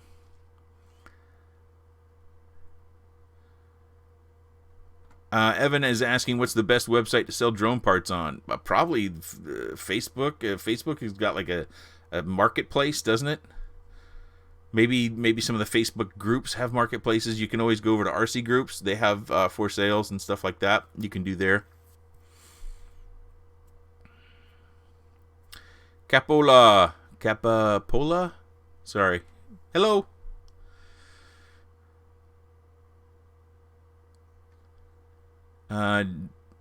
Do you think the full speed toothpick could handle the weight of a run cam split 2? Could it handle the weight? Sure, it would fly, but it wouldn't fly very well. It's like putting on an oversized battery on a micro. You know, you could put a 3S 550 on this and it'll fly, but it'll probably swing and bobble and wobble and have some. It won't feel like it's flying very true. It'll feel like you're trying to manage it through the air rather than fly it through the air. So when you add weight and you don't increase the prop size or the thrust values, it tends to feel funny in the air. It tends to feel like you're riding a bull, not that you're driving. And you want it to feel like you're driving, in my opinion. Otherwise, you're going to crash and break it. Boke FPV, Boke, I hope I'm saying your name right. Your wife does not complain about this FPV addiction. My wife complains a lot.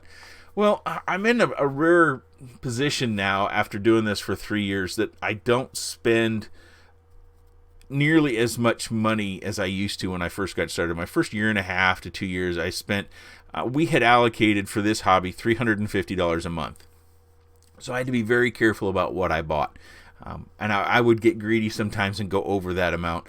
And so then if I got any sort of bonus at work or she got a bonus at work, we would divvy that up kind of, because her hobbies is to go out and have drinks with friends and go out of town and go to a play or a theater. I don't have a very large friend network here in town.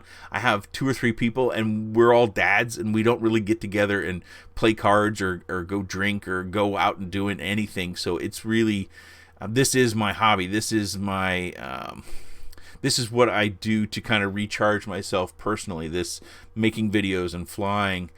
So she sees the value in that. That's why she doesn't yell at me. It's because she knows that, you know, when I'm doing this, I'm probably also watching the kids, making sure they're safe and okay.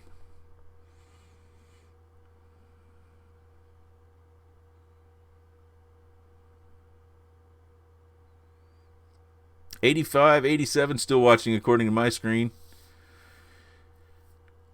Alex Dunda, I think I missed something. If you don't have one, do you want one? I was just talking about a wife. I do have a wife. Let me scroll up. Do you have a 3D printer? I do, and I'm terrible.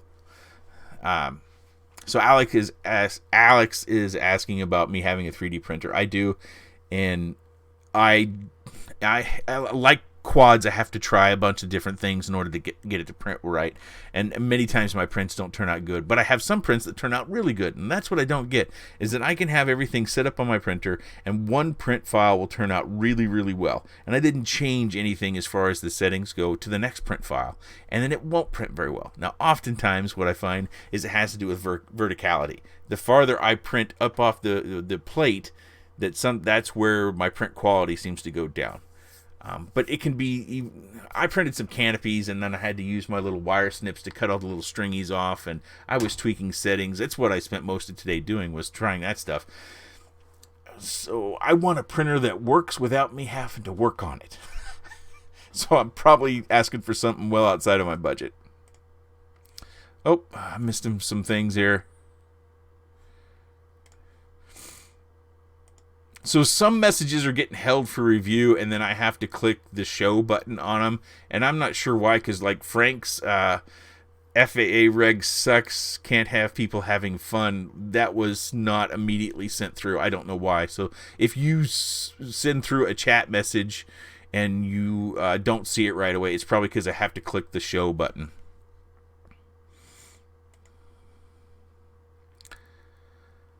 Quad on the gray boxes on the shelf. Where are we looking?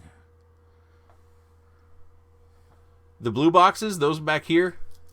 Those? Is that what you're asking about? Those are Mobula 7s or Mobula 7 like 75 millimeter whoop quads, or what gray boxes? Maybe those over there. Those are just frames back behind that bag. Plastic frames, carbon frames. I'm trying to see what else you might be seeing back there. The gray boxes. This is a Zoot, Rotorius Zoot. It's a 3-incher, but I'm running 2.5-inch props. Superman motors, 1404, 4850 kV motors. We'll be seeing this pretty soon. I just need some more flight time. I don't know what other gray boxes.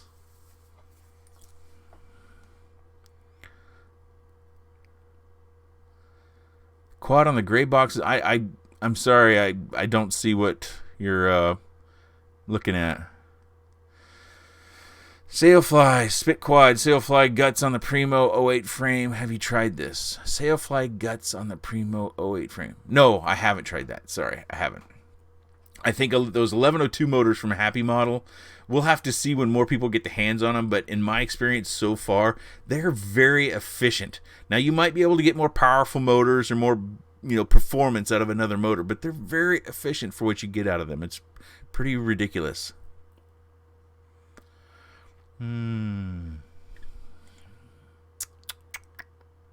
What is my ideal quad setup? Philly Cheese FPV. That's a tough one because it depends on what I want to do, what kind of flying I want to do. If I want to have footage that I can share with family or friends to show them kind of what I spend my time doing, I would probably pick something with HD recording capabilities in it. Something like the Zoot that I can fly a little bit more aggressively to show them, impress them, make them think I can really fly. I think if I were to have to carry something with me in like a car, like if I had a commute or I ate lunch, off work site, and I didn't go home like I currently do, I would probably take a micro like the Sailfly or the Carrera or a toothpick. Those are a lot of fun. They're very innocuous. Performance is pretty dang good. I'm excited to build the 3 or 4 others that I've got over there. I think it's going to be a good time. I'm close to declaring that my favorite category, but when we go back to wintertime, it of course won't be my favorite category. I'll be right back to flying 2S whoops probably, or whatever whoops is, the hotness next winter. I do like 2.5 though. So it really kind of, if I want to do a move or I want to do anything where I need the quad to fly through the air without any throttle authority. So, like I do power loops over the house. If I want to do that, I've got to have something with more weight. So probably a 2.5-inch quad. If I want to just rip around and do smaller acrobatic moves, probably something like this. If I want to fly inside, we're probably looking at a whoop. On your left. So this is my left. Was it one of these that you were looking for, Triton? I think I had those out just a minute ago. So this is a kind of a tiny whoop. It's not a tiny whoop. It's 75 millimeter Mobula parts, various parts. I showed this one already, the Rotorius Zoot. It's got a Cadix turtle in it. This will be coming out probably tomorrow. It's just a micro heli frame that I was trying out for a Mobula 7. This is the Beta FPV 65 Pro with an aftermarket canopy. It had that $19 micro camera in it. And I fly this one quite a bit too. And then just I've got a 65 millimeter 2S. This never came to market. This was a Happy Model product that they decided not to release or something. I don't know. You can make one for yourself. It's basically Mobula 7 parts in it with a different size frame, which is the UR65. So that's what's sitting on my left. I presume it's what you're talking about.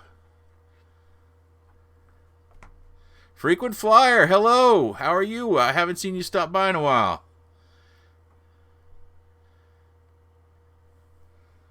How is it going? I think Frequent Flyer, I think you're up north, aren't you? I always thought you were up north. Still flying crazy line of sight? Whoa. Philip uses a 650 milliamp 2S pack when I want momentum. Yeah, that's true. But then it also affects everything else. Have I tried any Primo conversions? Vicious Vice. I have the Primo I reviewed, and then I've got the 1100X version, which I kind of haven't reviewed because I really didn't think there was much of a point. It's just different motors.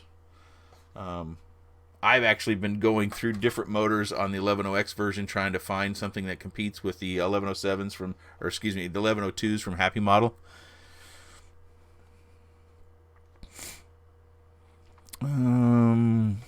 Derek Hu from Australia. Hello, Derek. As a recent subscriber, I found your extensive reviews helpful and honest. How have you, however, thought about applying the knowledge and developing your own hoops? No, Derek, I haven't. I've designed one frame, which is actually right, if I can go vertical, right there. It's the 03. It used a full-sized camera. This was right before the micro cameras came out. And it was a squashed X, or a slammed X, and I designed that with the help of Deadloop, who's the actual designer. We put it on Armaton. You can still buy it. And there's a couple different iterations on it, but it was within months that the micro cameras came out. So they shrunk in form factor and made it obsolete right away. But it was fun. And, you know, I don't have a need or a desire to have my name or really be associated with anything. So if I'm sent something to try out and they don't want a review video, they actually just want me to try it out, then I do that, and you never see me talk about it. I don't post anything about it on Facebook or anything. It's just trying to be helpful, I guess. Try out their product, tell them, go back to the drawing board, drop some weight, lower KV, different camera, whatever. Book FPV or Bach FPV asks, can you use the 523S in the Sailfly? Not with the stock battery looping thing. This TPU print 525 won't fit in there. So you could wiggle a strap through there, and then it really opens your envelope to different sizes of batteries.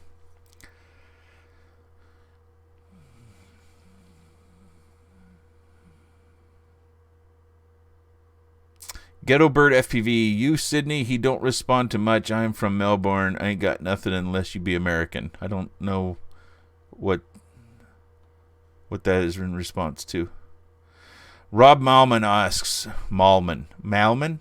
Sorry, Rob. I'm not a linguist. I'm terrible. 1404 versus 1306. I would have to reserve judgment just because I haven't flown a lot of 1306 recently. But I have flown some 1404s. I'm thinking of 1404s, but that's only because there's been more development there than there has in 1306. 1306 is really an old style of motor. Matter of fact, that frame that I was pointing to up here, that has 1306s on it from Emax. Hardly anybody else is in the 1306 game, so probably 1404 because you have more choice. UR85 versus Beta 85X. Well, I've only flown the HD version of the UR85. So if I compare those two in the HD version, I would lean towards the UR85 HD.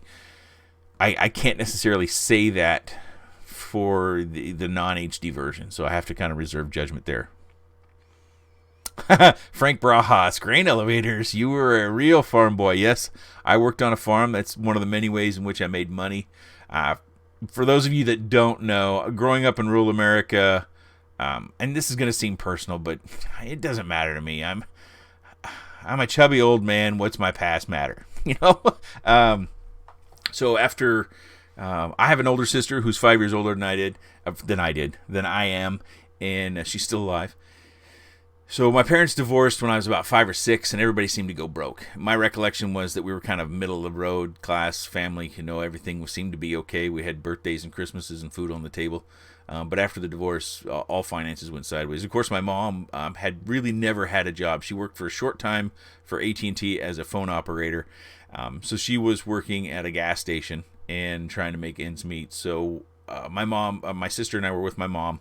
We, of course, spent a fair amount of time in Section 8 housing. If you're not familiar with Section 8 housing, that's where it's either rent controlled or you have government assistance to pay your rent. And I remember a big event in my life as a little boy was when we got cable. because we had like TV antennas, and you got like one channel out there in rural America, and we got cable TV so I could watch cartoons again. That was a big moment in my young life. I remember the cost for, I can't remember people's names, but I remember the cost. Robert Thompson's now mad at me because I didn't tell him I was going live. I was talking to him about it earlier today. Sorry, let's get back to that story. The cost of the cable was $4, so we could afford it. But anyways, so grew up with kind of minimal means. There are many, many people in the world that had it much harder than I do. We never struggled for a place to live. We always had something to eat. We always had clothes. We weren't worried about our safety, so we weren't that bad off. I think the worst thing for me growing up and kind of being known as a kid that was poor or broke, whatever you want to call it, was the lunch card. I had a different color lunch card. And walking through that lunch line with that lunch card was really embarrassing, and I tried to palm it and hide it. And I always tried to go, in my class, I tried to be last in the lunch line. And I always hoped that when you went through and they looked at your card or scanned your card, that the next class wasn't coming down behind me. So, anyways, I don't know why we were talking about that, but yes, I worked a lot of jobs. I did retail sales, food service. I collected cans, dumpster diving as a little boy. I used to fill the cans full of sand and then crush them and put them in my bag. That way they weighed more when I took them to the recycling. That was really dishonest, but I did do that. Tree service, lawn mowing, raking yards, all sorts of jobs, lots of jobs. And working at the grain elevator was actually pretty lucrative because you'd work really long hours. Like you would get there at like 6, 7 o'clock in the morning, and you might work till 2 or 3 in the morning. And I remember the manager of the grain elevator, he actually lived about an hour and a half away. So he would leave, and then I would stay and run the grain elevator till the last farmer was done cutting. And the farmers, as it got later, they would bring you stuff to encourage you to keep the elevator open so they could continue to cut, because they're in a race. They're trying to get everything cut before the weather comes in and cuts them off. So they want to get done. They want to move on. So they would bring everything from beer to food to the grain elevator to try to keep you to get you to keep it open.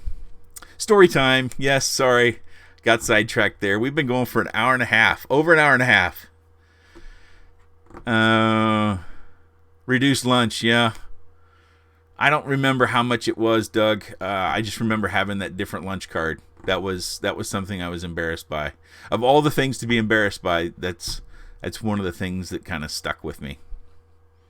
But our lives are the things that shape us. Those experiences shape me. I stopped worrying about what people thought of me so much. So when I was getting into high school, I didn't worry about being popular, part of the in crowd. I did what I wanted to do, and I was with the people I wanted to be with, and I think that worked out just fine. Let's see. Is License to drive here? Hey, yeah, he is. Hello, License. We chat. We had some technical difficulties when we started. Hopefully everything is working out now. Maybe it's getting later and my neighbors are getting off the internet if they're sucking down some extra juice. Story time is nice, Guillermo says. Thank you. I get sidetracked by those things. Trash can versus sailfly versus toothpick. Hello and thanks from Spain, Draco X Ruiz. Wow. I guess to throw it back at you, Draco X, inside or outside? Because if it's outside, it's probably down to the sailfly X versus the toothpick. And then you could take it further down as into build or not build. So if you don't want to build, then it seems like the only choice is the sailfly X. If you do want to build, then you can do really either and pick your parts. You can build a toothpick to your liking. You can build a sailfly. You can build a Primo. You can build any of these. Right now, I like the 1102 motor size right now. That makes a big difference in the experience for me. Doug Freeman, I was talking about me, good sir. Was that about the 40-cent lunch? Let me go back up. I don't see it. I'm sorry if I stepped out of line there in some way.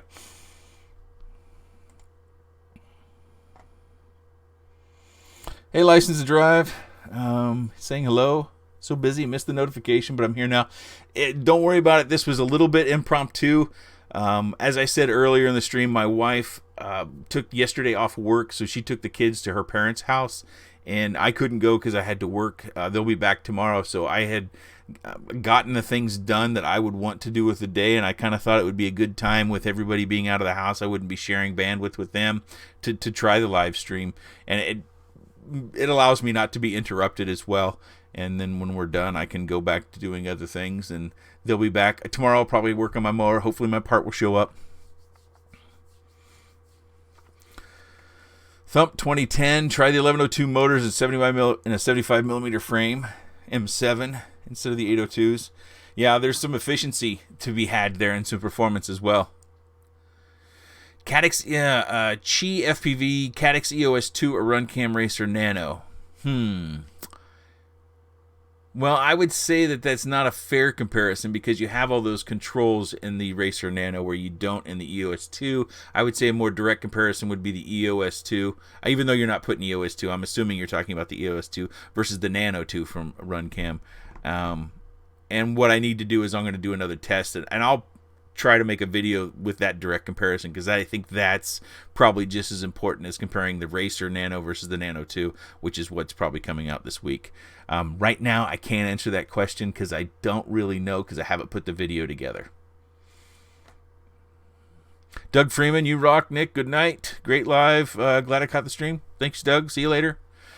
We still have 89 people here. I really thought it would be like 12 or 11. You guys must be starving for entertainment here or something. License to Drive has been building... What? I don't understand. Building myself 11 or 10x... 100 watt LED, seeing if they can be a substitute for a camera flash. Oh, interesting.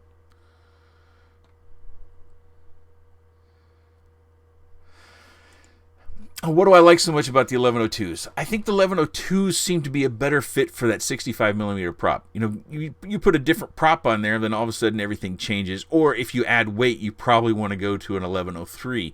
But if you stay at around 36 grams in your dry weight, the 1102 motor is I think it's a pretty good fit, and it performs really, really well. But if you get above that, you know, you need to add a gram or two with going to an 1103. Thump 2010 has been telling me for a long time I needed to do a live chat. Well, we've been going for over an hour and a half now.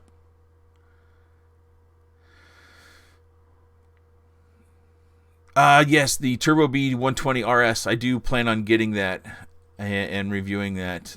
It's not here yet. I'm told it's supposed to have been here. For some reason, the delays here in the last 3 months have really picked up with products coming. If they don't ship at DHL, it seems to get bogged down at customs. Matter of fact, the clear back to the Tyro 79, I had one of those that got shipped back to Banggood, and then they shipped me another one. I never found out if they actually received it back or if someone confiscated it or what happened. But it seems like customs is really, I don't know, they're doing something where it's messing with my shipments.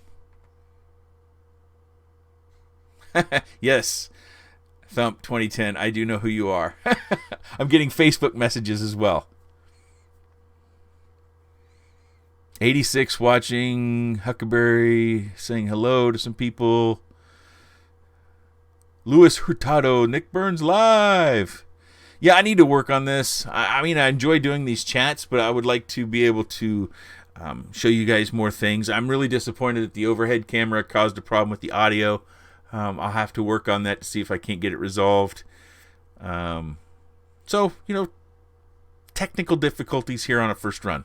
I guess I expected them, but I didn't think it would be that camera because I was really wanting to go for a fly. I thought that would be something fun to do. You know, I'm kind of, I think, known to a certain degree for flying inside, so I thought I should do that. Thump 2010, I did not get any flying in. My overhead camera caused an audio problem. So when I turned the overhead camera off, then that went, that solved the audio problem. So we've had to keep it off. Oh, Lewis got his GEP-RC 12 amp all-in-ones. Did you put him in anything like yet, Lewis? You got a plan? Earlier I had a whole bunch of parts out, Pickles, different frames, different stuff. You can, whenever this ends up going up as a posted video, you can go back and watch that. It's nothing really, really exciting, but nothing boring, I guess. I hope it wasn't boring. Till is asking me about the Caddx Tarsier. We kind of talked about that. I don't have a review planned, mainly because I don't have the equipment to edit in 4K. So I would be doing the product possibly an injustice because I don't have the equipment to edit 4K. I know people mentioned DaVinci Resolve, and I'm not familiar with it. I know the name, but I don't know how it all works. And sometimes for efficiency, I have to choose not to review something because I don't have the time to spend a week of learning a separate editor program to do one review, because that puts everything else kind of behind. So I passed for now. I don't think in micros it's going to be a really popular product, unless the form factor shrinks. I think it's just too much weight. Oh, Lewis is going to do a pickle or a primo or a sailfly with his Skep RC board. I've got earlier I got a couple pickle frames out from Taco RC. Taco RC, if you guys aren't familiar with Taco RC, their stuff came pretty fast. So if you have any worries, I placed an order. I think it was about $80 from them. Came right through. I think it took 4 days from the day I ordered to when it arrived. Hit Film Express. I've heard of that one, but I haven't used that one either. Thump 2010. GepRC told me mine will be here Monday, but since Monday is a holiday, I doubt they will. Yeah, probably not. Oh. Well, Guillermo, it's a good point that I don't need to edit it. I just need my opinion. But, you know, the internet is a big place, and then I suspect a lot of nasty comments would come in if I were to post a Tarsier review and I were to have it in HD quality and not in 4K. You know, people like to point out your shortcomings, and they would really come at me hard, I suspect. I mean, I can handle that. I've handled it so far, but it's... I don't know. I just doubt it will come. The UR65 can handle a 300 milliamp 1S LiPo. Sure. Yep. No problem. Story time trigger, but when did you first get into the hobby? Derek Ho asks. When was it when you knew nothing till now? Great work and respecting family time. Keep it up. Thanks. So I'd have to go back and look to see when I actually started flying, because I think it was about 4 or 5 months before I posted my first video. And at that point, I was flying line of sight with brushed, geared toy quads out in the front of the house for the most part. And then I started building some simple FPV stuff. And of course, you know, funds were restricted, and I had to save up money and buy my first goggles were the Quantum V1s, the Hobby King foam goggles with the screen in the front. And they work fine. It's kind of a pain in the backside when it gets humid and you get humidity between the Fresnel lens and the screen. You can't really do much about that, so you got to wait for that to go away. So I've been flying. It's got to be close to 3.5 years. So, but FPV probably about 3 years. And you know, it's not easy. It's not an easy hobby. There's like kind of in my work, you learn more from your failures than you do from your successes. So as you crash and break stuff...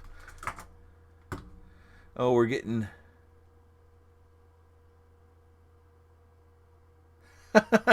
my son just sent me a message. I'll read this to you. It's funny. He's 14. Sorry, we're going to have to go back to what I was talking about a minute ago. He says, wow, way to live stream while we're away. So, anywho, what was I talking about? Oh, Lewis, $5. Thank you so much. What were we talking about? I completely lost track of where I was when I got that message.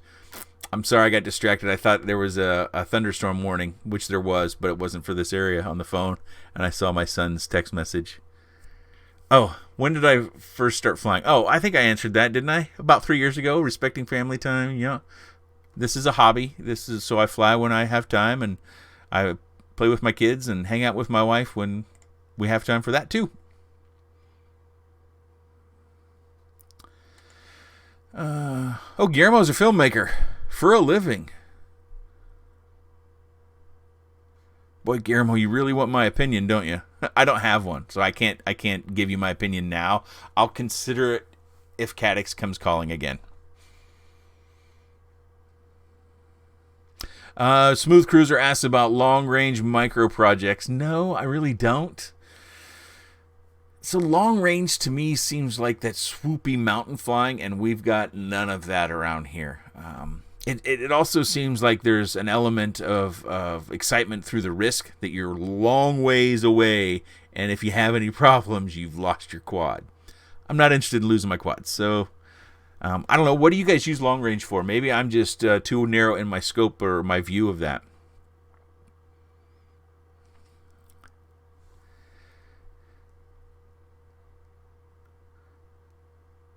Cyber Caesar says he's been flying FPV for over 10 years. Wow, that's impressive. No, my kids aren't really. We kind of covered this a little bit ago. Maybe we're getting too long here. We got more new people coming in. My 9-year-old has an interest, but it might be just because it's daddy time. But she does fly the Hoover, which is a kind of tiny hoop hovercraft conversion. She doesn't like wearing goggles. She likes to have a screen. She doesn't mind watching me fly with goggles on, but she doesn't want to do it herself with goggles on. I think she probably gets a little bit nauseous when she's under the goggles. So Triton says that the field of view for the Tarsier is small. I hadn't read that. I don't know. Oh, Lewis uses long range for reliable short range. That's a good point. License drive, toothpick frame recommendations. The official one is always out of stock. I 3D printed one, but doubt it'll last beyond its first bad landing. Check out Taco RC license to drive. They have the Pickle, which is, in my opinion, very, very similar to the toothpick. You can use the Pickle canopy, or you can go to Newbie Drone if you can. I think you're in the UK, though, to get kind of a canopy that just kind of goes over the stack. But the Pickle comes with a canopy that's made for the EOS 2, although you may want to use an all-in-one camera, but you might check that out.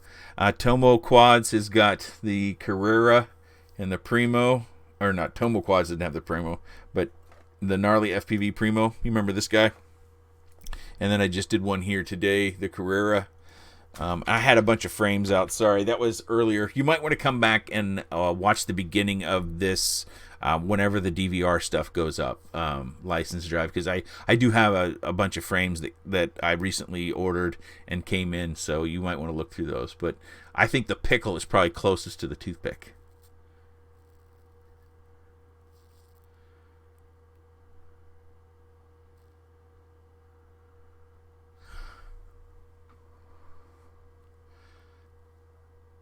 Drone Junkie has the Newbie Drone camera mount. That's a good tip. So license to drive if you're looking for that Newbie Drone camera mount that you see on a lot of toothpicks.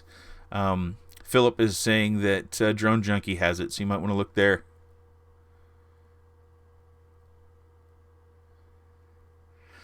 Draco is asking about drone recommended for practice outside. Where you want to go from stabilized to acro. I would say two things. A big space, and I recommend not going real high, because the higher you get, and if you freak out and lose control, then you just have further to fall. So I would say just learn to fly 6 to 8 feet off the ground in like a football field sort of space. So you've got grass, and you can really fly pretty much anything. Take an extra set of props. Most of our props are pretty durable anymore, especially these micros. I mean, these props bend, and they just come back to shape. You don't even have to bend them back.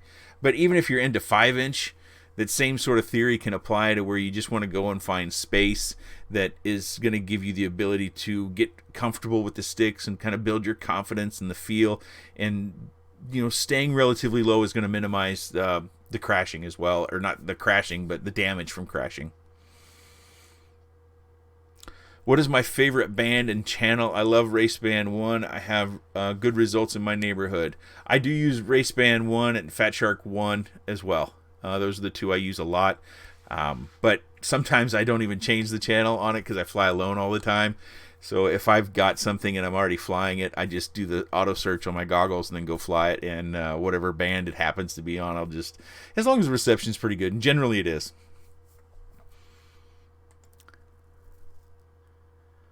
Lewis really wants a Carrera. Oh, can the pickle? I do think. Where'd that stuff go? Here, let me get it out, license. Sorry, I'm going to make some noise.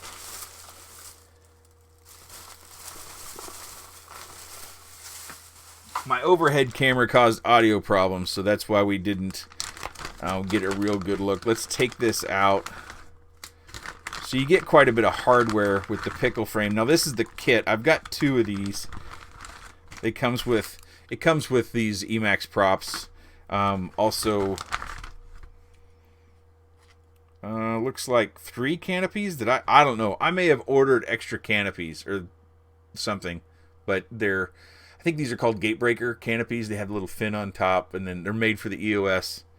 But this is the pickle frame. Hopefully you can see that's not very clear. I do think it will take... You were asking about which motors. The 3-hole. Yeah, it's got the 3-hole. So if you're trying to get 9x9 motors in there, 1103, 1104, whatever, it's not going to work. You're going to need to get the 3 holes. But I think you can order them. Check out Taco RC and the Pickle, because I think they have a couple different versions, and I may have gotten them both. I just randomly, I ordered 2. I may have gotten both types. I can't remember for certain, but the shipping was fairly quick, but I'm not certain about their shipping location for all their products. I think they may be part China, part US. They may have other places they ship out of, but yeah, check it out. It seems to be solid, and they also came with metal hardware and nylon hardware for mounting stuff.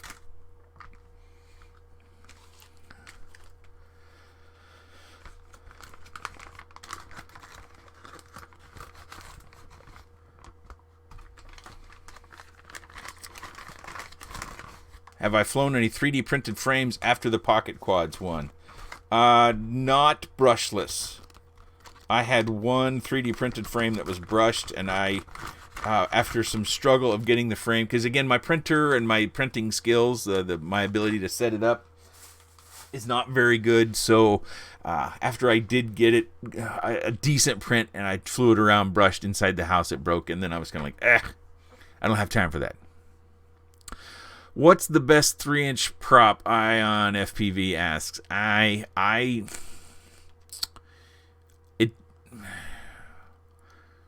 can't say. I think the HQ or the Dow prop and the Gemfan prop that are 3-inch are all very, very good. I think the best T-style 3-inch prop is the Gemfan 3035. The Rotor X prop, it's a 3-inch. Isn't it the 3044T or something like that? That's also a very good prop, but it depends on the motor and the weight of the quad. I'm not a big fan of real big blades on the quads, because I tend to think it creates smoother flight, but sometimes I don't want to be smooth. I need to make a quick move, and I need to make it now. So when I'm flying a 3-incher, especially if I have a 650 battery on there, I need it to be pretty abrupt. And I think it's the HQ prop that's pretty thick and beefy. Do I have one? Oh, where'd that go?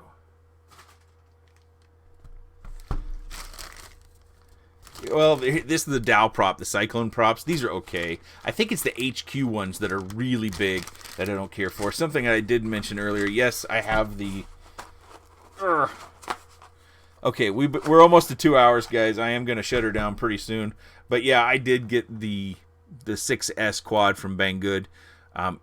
The thing about out of the box is it feels good in your hand. It feels beefy. It feels solid. It feels like it's microed, but it feels powerful, if that makes any sense. But unfortunately, I'm seeing bad reports on line. So I'll fly it. We'll see. I've got 6S batteries on the way. G&B is sending me some batteries to try out on it. It's the same one that we've had online. So I'll try it. Hopefully it pans out, and maybe there's just a variable in the manufacturing that some fly good and some fly bad. And maybe mine flies good, and then one day one of you can win it in a giveaway.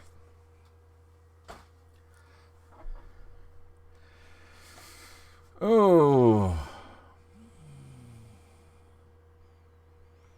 Smooth Cruiser likes his Leader 3 from Full Speed. What else are a bunch of FPV propeller heads going to do on a Saturday night, Nick? Frank, good point. Maybe we're all here because we're very, very similar, and that was something that I was thinking as well. You know, I don't go out and do stuff because I don't want to. I want to be here at my home doing the things here at my home, and maybe you all are that way too, and we can share this time. Maybe next Saturday we do it again, and I don't have any sort of plan. I just hope everybody shows up and we can have a chat. First-person Q's is better than cable.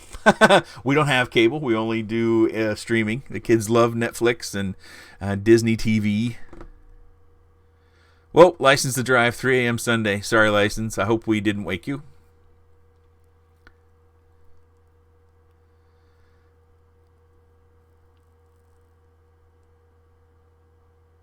Oh, Thump 2010 brings up a good point about I wonder how much oomph we lose from props flattening out.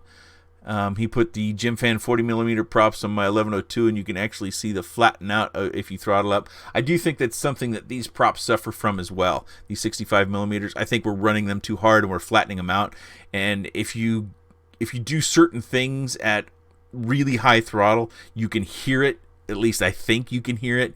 And that's one of the reasons why I'm excited about this category developing. Is this we may have two really strong categories in micros that we see that pretty much everybody wants to be involved in, and that is the whoops for inside flight like this, and then these for quick hitter flights outside. If we can get more manufacturers making motors for these and more manufacturers making props, it's just going to make the category better. Because I can see the people who only like 5-inch might actually like to have one of these too, because they can step out back in their lunch break or something and fly this around and get their fix and go back into work maybe feeling better. Where you can't do that with a 5-inch. It just they're dangerous. 5-inch can be dangerous. If a prop hits you or you have a 650-gram quad hit you, it's dangerous. And micros are just so much safer. That's less weight, less power. They're safer. Huckleberry, see you guys later. Oh, Michael Benjamin says bi-blades have always had that problem. I don't there was another set of bi-blades we used to fly that had a real thick, tall hub on them, and it was a pain because I think they required a longer length of screw to mount them. And those were awful thick. Were those GymFan props? I don't even know if I have them anymore. They were real thick and wide, like a 1/2-inch wide blade on those props. Bye, John Nickerson. See you later.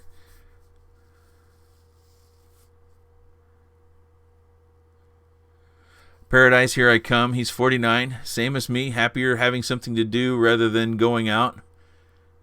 Even got the same shape, chubby. Yeah. When I stopped competing and training to compete, the weight came on pretty easily, and now I have to be, in my advanced age or the age I'm getting to be, I have to be more conscious about the fact that weight has a lot to do with health. So I need to work out more than I do. But yeah, because I played competitive baseball, not like pro ball or anything like that. So after I played baseball all the way through college, and nobody from the pros wanted me, so I'm not that sort of guy. But then I played town league baseball until I was 40, and at 40 I hung it up, and then that's when I was no longer running to be in shape to pitch and play that game, or doing any sort of weight or strength training, and so that's where it all comes from, I guess. I'm slowing down. Yeah, Thump 2010, you gotta goodbye, Guillermo. It's nice to see you tonight.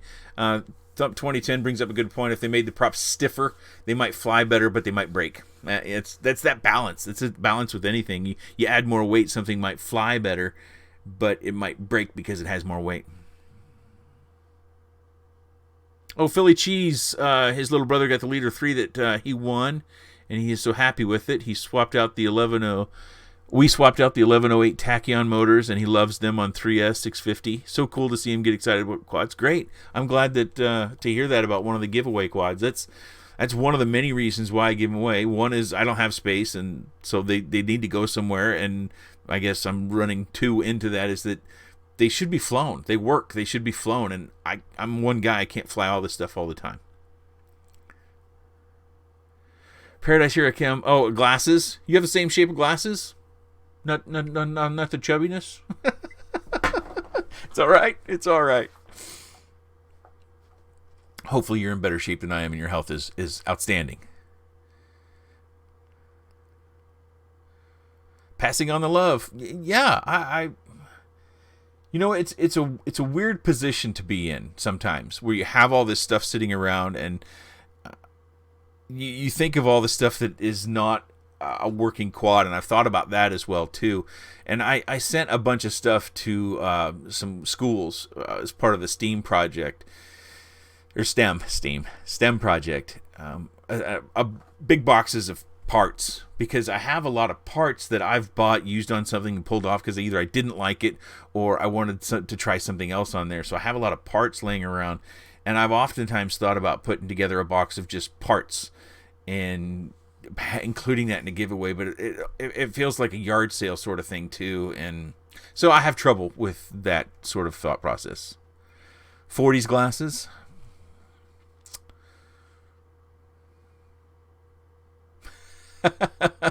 Paradise Here I Come says, I can float in the sea for hours now. It happens to all of us, dude.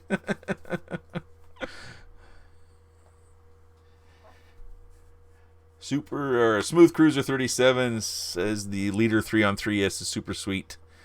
He flew his 3 times a day. Turn on a dime and the VTX is flawless. Have a great Memorial weekend, fellow pilots. I think Smooth Cruiser is headed out. So we've been doing this for over 2 hours. It's now 9 o'clock, or after. It's 9:10 actually.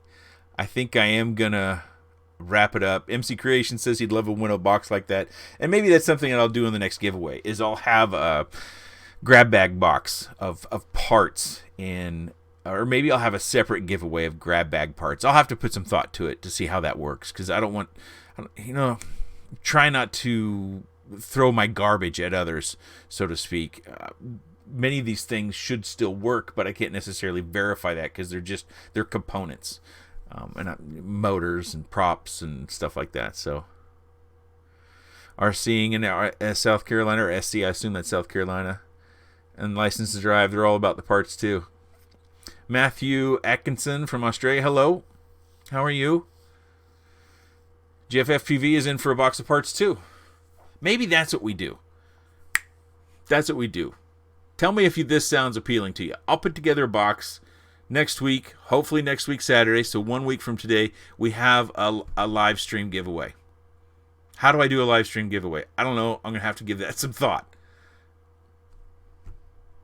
How's that sound? Ron W's headed out. See you, Ron. Rob Mallman says it wouldn't be garbage to me. Yeah, it's probably the improper thing to say. I just wish I could give you guys a whole quad. So you bind it up, you go fly it and have fun.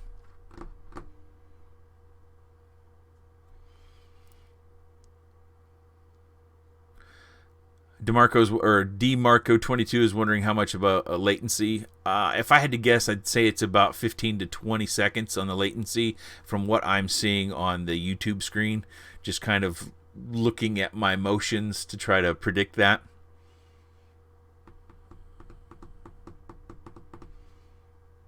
So if you have any ideas of how we should do a live stream giveaway, I don't know that I've ever seen that.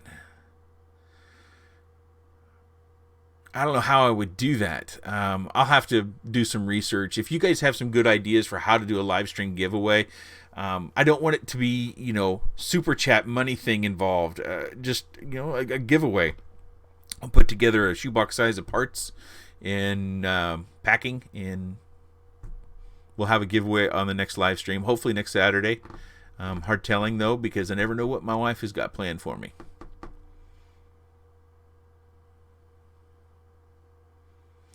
Paradise Here I Come is asking a question. Let's cover this last one. This will be the last question.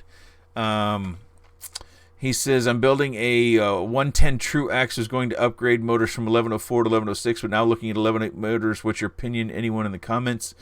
Paradise, what size prop? You say a 110, so I assume something about like this, the Sailfly or the Primos.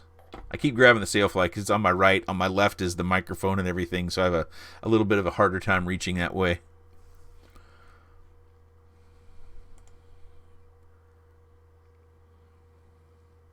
Philip says you can ask a question, give it to the 11th person with the correct answer.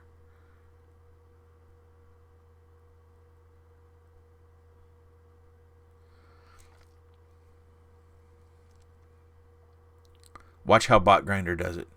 How does he do it? I know he has giveaways. No. Okay, Draco X. All right, I'm gonna have to cut this off, guys. This is really long.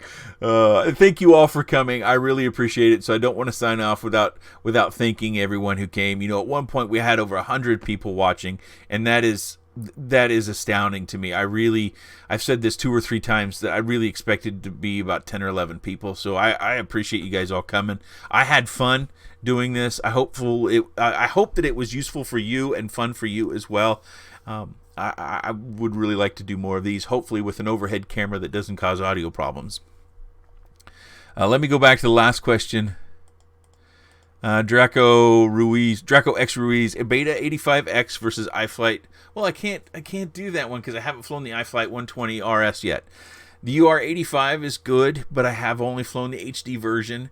The Beta 85X is pretty decent, and I've flown the standard and the HD version, but I can't compare it to the iFlight 120. I think the iFlight 120 is actually going to outperform them both, but it's also a different quad. It's not ducted. So if you're looking at the safety value or the having a duct around the prop, then you have to throw out the iFlight 120 RS in your comparison.